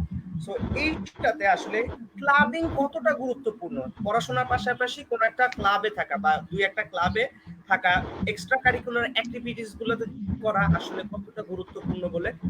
তুই যেহেতু একটা ক্লাবের জিএস, সাকিবও ছিল, সাকিবও ছিল, আমিও ছিলাম, তিনজনই ছিলাম। কিন্তু তুই যেহেতু একটা ক্লাবের জিএস ছিলি, সো তুই একটু বল আমাদেরকে ক্লাবিং আসলে কত গুরুত্বপূর্ণ, সাকিবের কাছ থেকে শুনবো। আমি ক্লাবিং এর বিষয়টা তো বললাম যে খুব মানে এটা একটা ভাইটাল একটা রোল প্লে করে। এখন আমি এটা বলবো না পড়াশোনা বাদ দিয়ে তুমি সারাদিন ক্লাবিং করেই পারো, ঠিক আছে? যে আমি হুম। আমি একটা টাইমে আমি নিজেই কাজ করছি, আমি আবার নিজেই সাজেস্ট করতেছি, বিষয়টা হয়েছে এরকম। পড়াশোনার জায়গায় নিজে পড়াশোনা ঠিক রাখতে হবে। Clubbing it's not clubbing, clubbing থেকে তুমি কি শিখবা একটা আউটকাম, নিজে ব্রেনটাকে ইউজ করে এই বিভিন্ন রকম ইভেন্ট নামানো, বিভিন্ন রকমের কাজ করা, বিভিন্ন রকমের পোস্টার ব্যানার, এই কাজগুলো এগুলো কিন্তু ফালতু জিনিস না। এটা একটা লেসন, এটা একটা জানার বিষয়। আমরা যে জব করি আমাদের কিন্তু অনেক সময় অনেক ব্যানার পোস্টার বানানো লাগে, ইভেন্টও কিন্তু আমাদের নামানো লাগে। এই ক্লাবিং এর যে এক্সপিরিয়েন্সটা তুমি ওটা মাথার মধ্যে থিঙ্ক করে যে আমি এই জিনিসটা আমি করছি, এখানে এটা বাদ রাখছিল না, তাহলে এটা যদি আমি এখানে অ্যাপ্লাই করি তাহলে ডেফিনেটলি এটা মানে একটা ভালো কিছু আসবে। সো ক্লাবিং বা হইতেছে যে কি বলে এক্সট্রা কারিকুলার অ্যাক্টিভিটিস এর প্রয়োজন আছে, এটার ভালোই প্রয়োজন আছে। এটা আমাদের আমাদের আসলে ইনস্টিটিউশনে একটু বাড়ানো উচিত, জিনিসটাকে ভালো মতো এক্সপ্লেন করা উচিত, আমার যেটা মনে হয়। কারণ ইন রিয়েল লাইফের এক্সপিরিয়েন্সে এগুলা অনেক ইম্প্যাক্ট, এগুলো ফুড মানে অনেক বেশি ইয়ে আছে, ইম্প্যাক্ট আছে যেটা আমি ফিল করি, ঠিক আছে? এইটাই। অনেক ফ্রুটফুল হয় বিষয়গুলো পরবর্তীতে। যেমন হুম হুম। বললি যে একটা ডিজাইন তৈরি করা বা একটা তৈরি করা, এই জিনিসগুলো জানা থাকলে হয়তো বা জব লাইফে গিয়ে কোন ওই জিনিসটার জন্য আবার আলাদা করে সময় দেওয়া লাগে না। আমি তো এই জিনিসটা এক্স্যাক্টলি পারি, আমি এটা করে ফেললাম। এক্স্যাক্টলি। সাকিবের কাছ থেকে শুনতে চাই যে আসলে ক্লাবিং বা এক্সট্রা কারিকুলার অ্যাক্টিভিটিসটা আসলে কতটুকু গুরুত্বপূর্ণ, বা আসলে কোন বিষয়গুলো আসলে উচিত। যেমন তুই সিভিলে ছিলি, সিভিলের বিভিন্ন ক্লাব থাকে বা ক্যারিয়ার ক্লাব থাকে, আমরা যেটাতে ছিলাম ক্যারিয়ার ক্লাবে। সো আসলে এটা মানে এই জিনিসগুলা কিরকম করলে সুবিধাগুলো কোন জায়গাতে? ওই মেহেদি যে ব্যাপারগুলা বললো এগুলাই হচ্ছে বেসিক। আসলে ক্লাবের যে কাজকর্মগুলা করা হয় বা যে অ্যাক্টিভিটি গুলো আমরা করি এগুলা কিন্তু হুদাই করা হয় না, এগুলো ডেফিনেটলি কোনো একটা গোল থাকে বা হচ্ছে এখান থেকে যে এক্সপিরিয়েন্স যেটা আমরা পরে কাজে লাগাইতে পারি। লাইক কারো ক্ষেত্রে যদি হয়, আমরা জব ক্ষেত্রে অনেকে আমাদের ইন এ গ্রুপ কাজ করতে হয়। সো আমার যদি গ্রুপ ম্যানেজমেন্ট ব্যাপারটা না জানা থাকে তাহলে কিন্তু এই গ্রুপে আমি ঠিকভাবে কাজ করতে পারবো না, যেটা আমরা ক্লাব অ্যাক্টিভিটি থেকে গেইন করতে পারি। আমার ক্লাবে কিছু প্রেজেন্টেশন বা কিছু অ্যাক্টিভিটি থাকে, ব্যানার বানানো বা আদার অ্যাক্টিভিটিস, বা আমরা কোনো ওয়ার্কশপ যদি অ্যারেঞ্জ করি, সো এই কাজগুলো আমাদের ফিউচারে কমিউনিকেট করতেও হেল্প করবে। আবার হচ্ছে কিভাবে এই প্রজেক্ট গুলা বা কাজগুলা হ্যান্ডেল করতে হয় সেই একটা এক্সপিরিয়েন্সও আমরা আগে থেকে পেয়ে যাব। আর পড়াশোনার পাশাপাশি বাস্তব লাইফে আমরা কিভাবে সেই জ্ঞানগুলোকে ইমপ্লিমেন্ট করতে পারবো তার একটা বেসিক ধারণা আমরা মনে হয় ক্লাব অ্যাক্টিভিটি থেকেই পাই আর কি। সো এগুলাতে যত বেশি ইনভলভ হওয়া যাবে আমার মনে হয় ততই ভালো। শুধু পড়াশোনা পড়াশোনা করে আমরা যে বেসিক জিনিসগুলা অনেক ক্ষেত্রেই ভুলে যাই। বাইরে আসলে আমাদের নিজেদের অনেকেরই সব কাজ নিজে করতে হয়। মেহেদী যেটা মেনশন করছে অনেকবার, বাংলাদেশে যেরকম কাজের লোক পাওয়া যায় হাবি জাবি, এখানে সবকিছু নিজের কাজ নিজেকে করতে হয়, কেউ এসে করে দেয় না। সো নিজে আমি যতটুকু পারি, যেখানেই সুযোগ থাকবে সেখানেই আমি নিজে অ্যাড হয়ে কিছু জানার চেষ্টা করব, এক্সপিরিয়েন্স গ্যাদার করার চেষ্টা করব। এইরকমটাই সবার ইন্টেনশন হওয়া উচিত বলে আমার মনে হয়। সৈকত আনমিউট। সেগুলো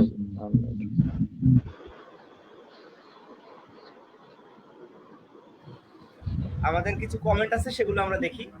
ছোট করে আমরা চেষ্টা উত্তর দেওয়ার। আশিকুর শান লিখেছে যে ধন্যবাদ বুকশেলফ, আপনাদের দেখে অনেক ভালো লাগছে, থ্যাংক ইউ ভাইয়া। প্রফেসর ম্যানেজ করার কোনো আইডিয়া দিবেন সাকিব ভাই, মেহেদী ভাই, কিভাবে অ্যাপ্রোচ করা উচিত?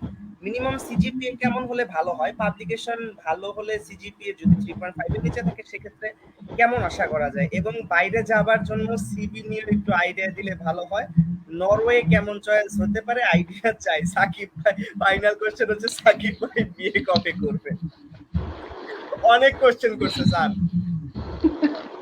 ছোট করে উত্তর দে, সবাই ছোট করে উত্তর দে। ছোট করে শেষ কোশ্চেন থেকেই উত্তর দেই। আশিকুর খান যেটা বলছে, তো সময় আসুক, যখন সময় হবে তখন সবাই জানতে পারবে। হ্যাঁ এমন ইনশাআল্লাহ। না যে হচ্ছে কেউ জানতে পারবে না, সবাই জানতে পারবে ফেসবুকের কল্যাণে। তো সময় হইলেই সবকিছু হবে। আর শুরুর কোশ্চেন গুলা যেগুলা ছিল যে অনেক হচ্ছে, বড় কোশ্চেন, হ্যাঁ কোশ্চেন গুলো অনেক বড়, অনেকগুলো কোশ্চেন। শর্টলি অ্যান্সার দেওয়ার চেষ্টা করি। যেটা আগেই বললাম যে কিভাবে অ্যাপ্লাই করতে হয়, কিভাবে সিভি এনরিচ করতে হয়। আমার মনে হয় আমি যেভাবে বলবো তার চাইতে নিজে যদি একটু গুগল করে নেয় তাহলে মনে হয় সবচেয়ে বেশি ভালো হয়। কিভাবে আমি আমার সিভি এনরিচ করতে পারবো, এটা নিয়ে গুগলে অনেক ইনফরমেশন পাবো। প্লাস আমাদের ক্যারিয়ার ক্লাবে সিভি কিভাবে লিখতে হয় সেটা নিয়ে একটা কোর্স করছিলাম আমরা। সো এই জন্যই আমি বললাম যে ক্লাবে কিভাবে অ্যাক্টিভিটি গুলাতে কাজে দেয় আর কি। তো আমাদের ওই সময় কিভাবে সিভি লিখতে হয়, ওই ওই ওয়ার্কশপটা আমাদের অনেক কাজে দিছিল। সো এই কাজগুলাতে যদি অ্যাক্টিভিটি নিজের অ্যাড করতে পারি তাহলে মনে হয় খুবই ভালো হয়। আমার মনে হয় এরকম কিছু আরো দরকার, যে আসলে ওটা তো অনেক আগে হয়েছিল, যে আসলে ওয়ার্কশপ, একটা সিভি রাইটিং এর ওয়ার্কশপ। আমার মনে হয় আমাদের এরকম কিছু একটা বের করা উচিত বুকশেলফ থেকে, নাকি সাকিব কি বলো? হ্যাঁ, এরকম অবশ্যই কোশ্চেন খুবই কিন্তু ভালো হয়। আসতেছে, অনেক আসতেছে, যে আসলে ভাইয়া মেইল কিভাবে লেখা যায়, একটা পারফেক্ট মেইলিং ফরম্যাট, তারপরে হচ্ছে আমরা কিভাবে অ্যাপ্রোচ করব, এই রিলেটেড কিছু জিনিস আমরা কিন্তু চাইলে তৈরি করতে পারি। আমরা হ্যাঁ, জিনিসটা মাথায় নিলাম, চেষ্টা করব করার। আর সিজিপিএ নিয়ে সবার অনেক চিন্তা, আমার এই সিজিপিএ আমাকে দিয়ে কিছু হবে কিনা, এত কিছু চিন্তা করে লাভ নাই। সো আমি সাজেস্ট করব যতটুকু পসিবল সিজি এনরিচ করার চেষ্টা করো। যদি না হয় তাহলেও আপসেট হওয়ার কিছু নাই, সবসময় তোমার দরজা খোলা থাকে যদি তুমি চেষ্টা করো। সো এখনই সবকিছু শেষ হয়ে যায় নাই এরকম না, মানে সুযোগ আসবেই, সবকিছু কাজে তোমার লাগবে। হ্যাঁ, সবকিছু নিজের উপর ডিপেন্ড করবে। আর সুপারভাইজারের সাথে কিভাবে অ্যাপ্রোচ করতে হয় এই ব্যাপারটা, ওই যেটা বললাম কিভাবে ইমেল করতে হয়, ইমেইল ইথিক্স গুলা কি কি, এগুলা যদি নিজে জেনে যাই তাহলেই বুঝতে পারবো কিভাবে সুপারভাইজারের সাথে অ্যাপ্রোচ করতে হয়। আমরা এখন যেহেতু আন্ডার গ্রাজুয়েটে আছে সবাই মোটামুটি কিছু জানি টিচারের সাথে কিভাবে অ্যাপ্রোচ করতে হয়। সো আমাদের যদি ইমেইল কিভাবে করতে হয় এই জ্ঞানটা যদি থাকে বা আইডিয়া থাকে তাহলেই নিজে নিজেই সে বুঝতে পারবে কিভাবে তার অ্যাপ্রোচ করা সুপারভাইজার উচিত। অ্যাপ্রোচের বিষয়ে আমরা মানে অলরেডি কথা বলছি একবার। হ্যাঁ, তারপরও একবার টু কথা। বি মোর স্পেসিফিক হলে আমি একটু বলে রাখি, সরি টু ইন্টারাপ্ট ইউ। এটা হচ্ছে সাবজেক্ট, ডিপার্টমেন্ট, ফ্যাকাল্টি, অনেকগুলো পোর্টাল দেওয়া থাকে। পোর্টালে যেটা হবে যে কোন সাবজেক্টে পড়াশোনা করবো, কোনটা ইন্টারেস্টেড ফিল্ড, এবং পেপার যদি থাকে দ্যাটস আ প্লাস পয়েন্ট।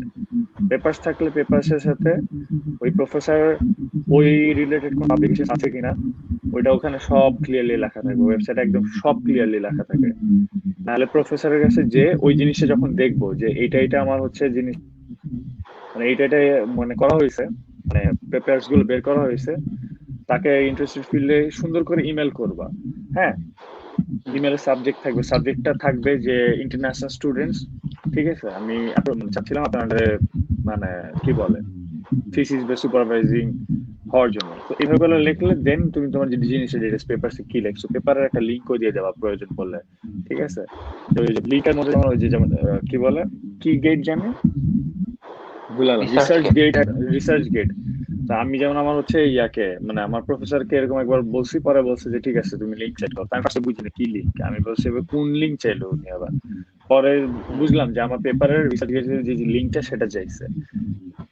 তাকে জাস্ট মেইলে দিয়ে দিছি, খুব বেশি কিছু লিখি না যে এটা সে খুশি হয়েছে, ভালো হয়েছে, তো এটা প্রশংসার বিষয়। তো এটা সে বলবে ওভাবে করে। ঠিক আছে, ইচ এন্ড এভরিথিং ডিটেলস লেখা আছে। তারপর সিজিপিএ যেটা 3.5, 3.5 এর নিচে ইজি, বাবা কোনো বিষয় না। ওদের বেঞ্চমার্ক বলছিলাম 2.8, 2.9। ঠিক আছে, এটার অ্যাভাব থাকলেই, একটু অ্যাভাব থাকলেই ওখান থেকেই তো ওরা স্টুডেন্ট নেওয়ার চেষ্টা করে। কিন্তু স্কলারশিপ ম্যানেজ করার টোটালি তোমার নিজের উপর, ইনস্টিটিউশন এবং ফ্যাকাল্টির উপরে। তুমি যদি ম্যানেজ করতে পারো তুমি স্কলারশিপ পাও, তুমি না ম্যানেজ করতে তুমি সেলফ ফান্ডেড ঢুকবা। যদি তোমার ওরকম মানে ইয়ে থাকে, ফাইন্যান্সিয়াল ক্যাপাবিলিটি থাকে, তাহলে সেলফ ফান্ডেড ঢুকতে হবে। So this are all easy thing. আর কিছু ছিল ওই কোশ্চেনটার মধ্যে, অনেক বড় কোশ্চেন ছিল, বাংলা ছিল, আমি জিনিসগুলো পুরোটা ধরতে পারি না। এরকমই নর্মাল, এটাই। অনেক বড় এটাই। আর ও কোশ্চেন, সাকিব, অনেকগুলো কোশ্চেন ছিল, আর সাকিবের ম্যাক্সিমাম বিয়ে গুলো কবে আমরা হবে এটা অ্যানসার ছিল। দিয়ে দিছি। তো একটু আগে থেকে দেখলে হয়তো বা বুঝতে পারবে। আমরা লাস্ট আরেকটা কোশ্চেন নিব। ওই কোশ্চেনটা ছিল হচ্ছে সাবরিনা খানের, আহ, যে ভাইয়া অ্যাব্রোডে অ্যাপ্লাই করার জন্য যদি এজেন্সি হেল্প না নিয়ে নিজে অ্যাপ্লাই করতে চাই, সেক্ষেত্রে apply or other process possible কি? ও এজেন্সির কথা বলতে চাইছে। অ্যাপ্লাই করা, এভরিথিং ইজ পসিবল। এজেন্সির হেল্প তুমি নিতে পারো চাইলে। মানে তারা তোমাকে কিছু না, ভিসাতে কি কি পেপার লাগবে না লাগবে সেটার একটা লিস্ট ধরা দিবে, তুমি জাস্ট ওই পেপার গুলো সাইন করে দিবে, মাঝখানে তারা অনেকগুলো টাকা পাবে। ব্যাপারটা এইটাই। হুম। ঠিক আছে, বললো তুমি আইএলস আগে দিয়ে আসো, আইএলস দিয়ে আসো, এই এই কলেজ সিলেক্ট করে দিবা, ইউনিভার্সিটি সিলেক্ট করে দিবা, স্কুল সিলেক্ট করে দিবা, ওরা তোমাকে বললো এটা এই আইএলস, এটা পারলে করে নিয়ে আসো, এই আইএলস করে নিয়ে আসলে ধরা দিবা একটা পেপার, ভিসা ঠিক কর, মানে ভিসার জন্য এই পেপার ঠিক করো, দ্যাটস ইট। এর বেটার না যে ভিসাতে কি কি আছে ওটা তোমার হলো গ্রুপে পাওয়া যায়, আর অনেক জায়গাতে আছে, ইজিলি সবকিছু দেওয়া আছে। বর্তমান ইন্টারনেটের যুগ, এখানে ওই ইউটিউবে পাওয়া যায়, ইউনিভার্সিটি ফেসবুক ওয়েবসাইটে গ্রুপে গেলে তো পাওয়া যায়। পেয়ে যাবে। আর তাছাড়া না হলে তো ইউনিভার্সিটি ওয়েবসাইটে তো আছে, এই যে যেটা বললাম ইউনিভার্সিটি ওয়েবসাইটে তো সব লেখাই আছে। ঠিক আছে, visa is different thing, first give your IELTS. ঠিক আছে, স্টেপ ওয়াইজ স্টেপ ওয়াইজ। মানুষ আমরা অনেক চিন্তা করি যেন বাইরে গেলে এই জব করবো, অথচ আমার আইএলসি নেই, অথচ আমি হুম, জানি হুম। না যে মানে রিকোয়ারমেন্টস কি কি লাগবে না লাগবে, সিজিপিএ মিট করে না অনেক সময়। আমি এটা ফেস করছি, অনেকে সিজিপিএ নিয়ে কথা বলতেছে, আমি কিন্তু আমার কিন্তু সিজিপিএ একদমই ভালো ছিল না, ব্যাচেলার সিজিপিএ আমার সবচেয়ে খারাপ ছিল, আমাদের ক্লাসের মধ্যে খারাপের মধ্যে আমি একটা।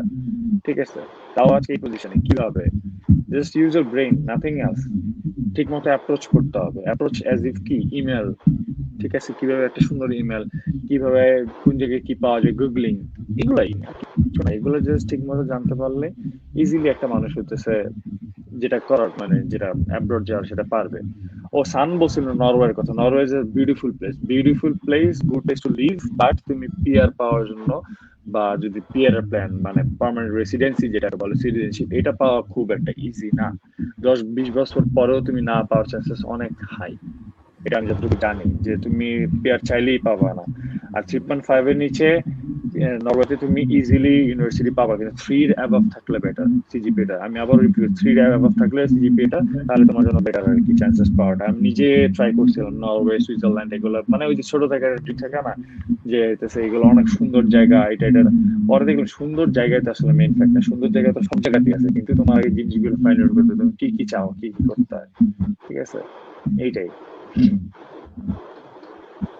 ওকে, সবার মোটামুটি অনেক কোশ্চেন আমরা নিলাম। শেষ কিছু কথা, আমরা যেহেতু তিনজন একসাথে, আমার একটা কোশ্চেন আছে, হ্যাঁ, খুবই আনফর্মাল, এবং আমি পার্সোনালি মনে করি যে এই জিনিসটা আসলে সবার অ্যান্সারটা একই রকম হবে। আমাদের ভার্সিটি বাওয়েট লাইফটা আসলে মিস করিস কিরকম তোরা? আমি তো খুব মিস করি। যদিও হচ্ছে আমাদের সবার অনেক কমপ্লেন, এই সেই হাবি জাবি। আর আমরা হ্যাঁ, যেহেতু আসলে ফার্স্ট ব্যাচ ছিলাম, আমরা সাফারও করছি, অনেক অনেক কিছু ল্যাকিংস ছিল যেগুলো এখন নাই। বাট আমি খুব মিস করি প্রাইভেট লাইফটা। আমার হলের রুম, আমার সেই বেড, আমার সেই টেবিল আমি এখনো মিস করি। আমার কাছে মনে হয় যে আমি আমার বেডে যে শান্তির ঘুমটা ঘুমাইছি, যদিও অত প্যারা ছিল, তারপরেও ওইরকম ঘুমায় শান্তি মনে হয় সকালবেলা মাইকিং, সকালবেলা মাইকিং ওগুলা ফায়ারিং স্কোয়াডের শব্দে ঘুম ভাঙছে আমাদের ম্যাক্সিমাম টাইমে। তবুও মনে হয় ওই লাইফটাই বেশি ভালো ছিল। আমার কাছে যদি কেউ জিজ্ঞেস করে যে প্রিভিয়াস কোন টাইমে তুমি ফেরত যাইতে চাও, তাইলে আমি ডেফিনেটলি ভার্সিটি লাইফে কথাই বলবো। না আসলে মানে এখন একটা জিনিস যেটা আমার মনে হয় যে আসলে ওই টাইমটা আসলে লাইফে one of the best time ছিল আমাদের সবার জন্য, একদম ফার্স্ট থেকে শুরু করে। না, ব্যাচেলর জীবনটা কিন্তু একটা টার্নিং পয়েন্ট, মানে ওইটাই তোমার পিভার্টিটা হিট করে ওই টাইমটায়। ঠিক আছে, তুমি কি করবা না, অনেক ধরনের উল্টাপাল্টা কাজও করবা, রাইট কাজও করবা, কিন্তু ভার্সিটি লাইফটা বেস্ট লাইফ যেটা বলা যায়। আমি কিন্তু ফার্স্ট মানে আমাদের এত কমপ্লেন, এত প্রবলেম, এত কিছু, আমার কাছে এগুলো কিছুই ছিল না। আমার কাছে এখন মনে করলে এইগুলো নিয়ে মানুষ কমপ্লেন করে, এগুলো নিয়ে এইটা করে, মানে এখন এসে আমি বুঝতেছি নাথিং ওয়াজ লাইক, কি বলবো, যে মানে কোনো প্রবলেমই ছিল না, ওই সময় কোনো প্রবলেমই ছিল না। কিছুই ছিল এখন অনেকে হ্যাঁ, মানে এখন লাইফটা অনেক সুন্দর বা কিছু বলবো এটা না, তখনকার লাইফে যে একটা ফ্রেন্ড সার্কেল, একটা আড্ডা বা একটা ঘুরতে যাওয়া, পড়াশোনা করা, ঠিক আছে। আমি আমার ওই সার্কেলটা নাই। আমার ইন্টারেস্টিং জিনিস হলো আমি কিন্তু পড়াশোনা কোনো সেমিস্টার ঠিকঠাক মতো পরীক্ষার আগে দিয়ে এসে পড়তাম। আমার রুমে দুইজন ছিল, একজন আছে যে একবার শুনলেই তার মাথাকে, একটা হলো রিফাত, যে একবার লিখবে তার শেষ, মানে ব্রেনটা এতটাই স্ট্রং আমার মনে হয়। আর আরেকজন আছে পড়াশোনা করতে রফিক, এ আমার বুঝাই দিত। ঠিক আছে, আমার ভার্সিটির লাইফ এইভাবে গেছে যে মানে পড়া, মানে এদের কাছে যেতাম, ওরা আমার বুঝাই দিত সুন্দর মতো, আমি পড়তাম, পরীক্ষাটা দিয়ে আসতাম। ঠিক আছে, আর সারাটাক্ষণ ঘুরতাম ফিরতাম, এইটা করতাম ওটা করতাম। এই জিনিসগুলো আমি মিস করি, এই জিনিসগুলো প্রত্যেকটা মোমেন্টে মিস করি। এইটাই ওই সময় যে আমি ভাবতাম যে এত প্যারা কবে যে তাড়াতাড়ি শেষ হইলে যে চলে যাব, ভার্সিটি ছেড়ে চলে গেলে মানে শান্তি। হ্যাঁ, ভার্সিটি ছেড়ে চলে গেলে শান্তি না, অশান্তি তখন শুরু হয়, ভার্সিটি লাইফটি তখন। সেটাই আমি যেটা, আমার কাছে যেটা এখন ফিল হয় যে আমরা তো একদম যখন প্রথম বর্ষে ছিলাম তখন আমাদের এখানে এত, মনে আছে কিনা জানি না, গ্রামীণ ছাড়া কোনো ফোনে ইন্টারনেট পাওয়া যেত না। হ্যাঁ মনে আছে। ইন্টারনেট ওয়াজ নট অ্যাভেলেবল দেয়ার, মানে ওই সময়টাতে আমরা ইন্টারনেট কি জিনিস ছিল ঠিক মতো, আমি যেটা ফেস করছি যে আসলে ইন্টারনেট আসলে আমার কাছে ইম্পর্টেন্ট কিছু ছিল না, যেটা এখন ইম্পসিবল, কোয়াইট ইম্পসিবল। ইন্টারনেট ছাড়া আমরা এখন লাইভ করতেছি, এটাও ইন্টারনেটের সাহায্যে করতেছি, কিন্তু ওই সময় আমার কাছে যেটা মনে হচ্ছিল যে internet is not necessary for me. মানে ওই টাইমটাতে একটা টাইম ছিল, সাকিব যেহেতু আমার হলে ছিল, ও জানে, আমরা ছাদের উপরে চলে যেতাম, সেখানে রাত্রে বেলা সবাই বসে আড্ডা দিতাম, লোডশেডিং থাকতো ঘন্টার পর ঘন্টা, লোডশেডিং এর কথা বলতাম, গান টান করতাম, ইভেন আমরা মুভিও দেখেছি ছাদে বসে। আবার মেহেদির সাথে আমার ম্যাক্সিমাম টাইমে যে মানে যে জায়গায় আড্ডা দেওয়া হতো সেটা হচ্ছে টঙের দোকান, চা খেতে যেতাম, মেহেদি বসে থাকতো এখানে, অনেক অনেক মানে অনেক কিছু, অনেক মানে আজকে লাইফটা শুধুমাত্র যদি ওইটার উপর করতাম তাহলে বিষয়টা শেষ ছিল না। কিন্তু আমি পার্সোনালি অনেক মিস করি তোদের দুজনের সাথে আজকে লাইভে কথা বলতে পারতেছি, এটা আসলে আমার খুবই ভালো লাগতেছে, মানে পার্সোনালি আমি খুবই এনজয় করতেছি বিষয়টা। এই জন্য আমি মানে একদমই ইনফর্মাল ওয়েতে সব মানে কথা লাইভটা প্রেজেন্ট করতেছি, একদম ইনফর্মাল ওয়েতে। আমাদের মধ্যে ফর্মালিটির কিছু নাই। এক্স্যাক্টলি, আমাদের মধ্যে ফর্মালিটি আসলে কোনোই প্রয়োজন নেই। আচ্ছা, আমরা লাইভটা অনেকক্ষণ হয়ে গেছে কথা বলতেছি, এভাবে কথা বলতে থাকলে সারা রাত কথা বলা যাবে। সো আমরা কিছু কথা আছে, কিছু কমেন্ট আছে যারা আমাদেরকে শুভেচ্ছা জানিয়েছে, অনেক কিছু বলেছে, তাদের কাছ থেকে শুনবো। শাহরিয়ার শ্রমিক লিখেছে আমি আইসি তে ভাই, ওকে ঠিক আছে শ্রমিক। হ্যাঁ সাকিব ভাই লাভ রিয়েক্ট দেখাইছে, থ্যাংক ইউ সাকিব। আচ্ছা আকাশ, শামীম রাজা আসসালামু আলাইকুম ভাই। ওয়ালাইকুম আসসালাম। ভাই আইএলস এর বিষয় নিয়ে যদি একটু আইডিয়া দিতেন। ভাইয়া আইএলস নিয়ে আমরা একদমই লাইভের প্রথম দিকে কথা বলেছি, আমরা এখন লাইভের প্রায় শেষ পর্যায়ে চলে এসেছি, তো আপনি একটু কাইন্ডলি প্রথম দিকে একটু দেখলে বুঝতে পারবেন লাইভে আইএলস নিয়ে আমরা কথা বলেছি। শাহরিয়ার শ্রমিক লিখেছেন যে আপনারা কে কোন সাবজেক্টে পড়ছেন এখন। শাহরিয়ার শ্রমিক হচ্ছে আমাদের লাইভের কভারে দেওয়া আছে, ওই সাকিব এবং মেহেদি এখন কিসে পড়াশোনা করছে বা অনগোয়িং কোন সাবজেক্টে আছে, ওইটা দেখলেই তুমি জানতে পারবে ইনশাল্লাহ। আরো অনেকে অনেক কমেন্ট করেছে, আমরা মোটামুটি চেষ্টা করেছি সব কমেন্টের উত্তর দেওয়ার জন্য। আমার মনে হয় আমরা অনেক ইনফরমেটিভ কিছু দিতে পেরেছি, আবার অনেক আড্ডাও হয়েছে। হ্যাঁ, এখন কথা অবশ্যই। হচ্ছে যে ফাইনাল যেটা কথা, ফিউচার প্ল্যান কি কার? একজন তো জিজ্ঞেস করলো বিয়ে করবে কবে, ভাই বিয়ে করবে কবে? এখন ওইটা বাদে আরো তো অনেক ফিউচার প্ল্যান আছে। বিয়েটা তো আলটিমেটলি ফিউচার প্ল্যান, হ্যাঁ future plan, but ultimate goal না। এছাড়া লাইফে আরো অনেক প্ল্যান থাকতে পারে। কার ফিউচার প্ল্যান কি এবং দেশে আসার বিষয়ে কার কি মতামত, মানে কবে কি আসতে পারি আমরা, কবে আসলে লাইভ সরাসরি, মানে লাইভে না সরাসরি একসাথে বসে আবার একটু চা খেতে পারবো, একদিন আড্ডা দিতে পারবো অ্যাটলিস্ট 1-2 ঘন্টা অ্যাটলিস্ট। দেশে আসা নিয়ে কার কয়েক কিরকম আইডিয়া আছে? আচ্ছা, দেশে আসার যে বিষয়টা সেটা তো আমার প্ল্যান ছিল এই দুটো ঈদের যে কোনো একটা ঈদে দেশে যাওয়ার, বাট আনফরচুনেটলি কোভিড এর জন্য যাইতে পারি নাই। আর এখন আমি চাইলেও যাইতে পারবো না, কারণ ফ্লাইট অফ, মালয়েশিয়া থেকে Bangladesh flight of, immigration of. So কোনো স্কোপ নাই। ইভেন আল্লাহ না করুক কেউ যদি মারাও যায়, আমি যাইতে পারবো না। এই কোভিড এর জন্য সবকিছুই বন্ধ। সো জানি না কবে যাইতে পারবো দেশে। সো চেষ্টা করব তাড়াতাড়ি যাওয়ার। খুব মিস করি বাংলাদেশকে। তো এই মেহেদি আর কি। কিছু বলো। অনেক কথাই তো বললাম, এটা একটা ইমোশনাল জায়গায় তুমি হিট করে দিছো, এটা আর কি বিষয়। দেশে তো এটা যাওয়ার ইচ্ছা স্বাভাবিক, করে। শেষ হবে শেষটা সবসময় ইমোশনাল হয়, মানে আমি যেটা মনে করি সবকিছুর শেষ একটা ইমোশনাল সিচুয়েশন দিয়ে আসলে হয়। বিদায় আসলে ইমোশনাল একটা বিষয়, মানে এটা কোনো আনন্দের বিষয় না। আমি কখনোই মনে করি না বিদায় বিষয়টা আসলে কখনো আনন্দের হতে পারে। এখন হোক ওইটাই। সেটা অনলাইন লাইভ, হোক সেটা অফলাইন। হ্যাঁ, আমার সেটাই। বিষয়টা হলো, আমার প্ল্যান অ্যাজ ইফ এখানে, মানে আমি বললামই যে পিআর এর কথাটা সবাই, মানে কানাডা শুনলে পিআর এর একটা বিষয় কিন্তু চলে আসে। আল্লাহ যদি রহমত থাকে ইনশাআল্লাহ এখানে পিআর নিয়ে থাকার একটা প্ল্যান আছে, কিন্তু এই না যে আমি আমার নিজের দেশ ভুলে যাব, নিজের দেশে যাব না। আমার যাওয়ার প্ল্যান আছে খুব তাড়াতাড়ি, যখনই আমাদের বর্ডার ওপেন করবে আমি ইনশাআল্লাহ দেখি। আমার হচ্ছে একটা, মানে একটা যেহেতু কোর্সেস শেষ, মানে একটা প্রোগ্রাম কমপ্লিট করে ফেলছি, তো পোস্ট গ্রাজুয়েশন এমবিএ এর হাফের টাইমে আমি যাব, যে ফ্যামিলি সবার সাথে টাইম দিব, এটাই আমার প্ল্যান। আর কি বলবো, আর ইন ফিউচারে যদি এখানে যেটা প্ল্যান, যেটা কর্পোরেট লাইফ প্লাস ইঞ্জিনিয়ারিং লাইফের একটা, যেটা আপনার একবার এক্সাম দিল রবি বা এরকম, এখানে আমাদের এখানে আছে বেল, রজার, ভার্জিন, এরকম অনেকগুলো অপারেটর আছে।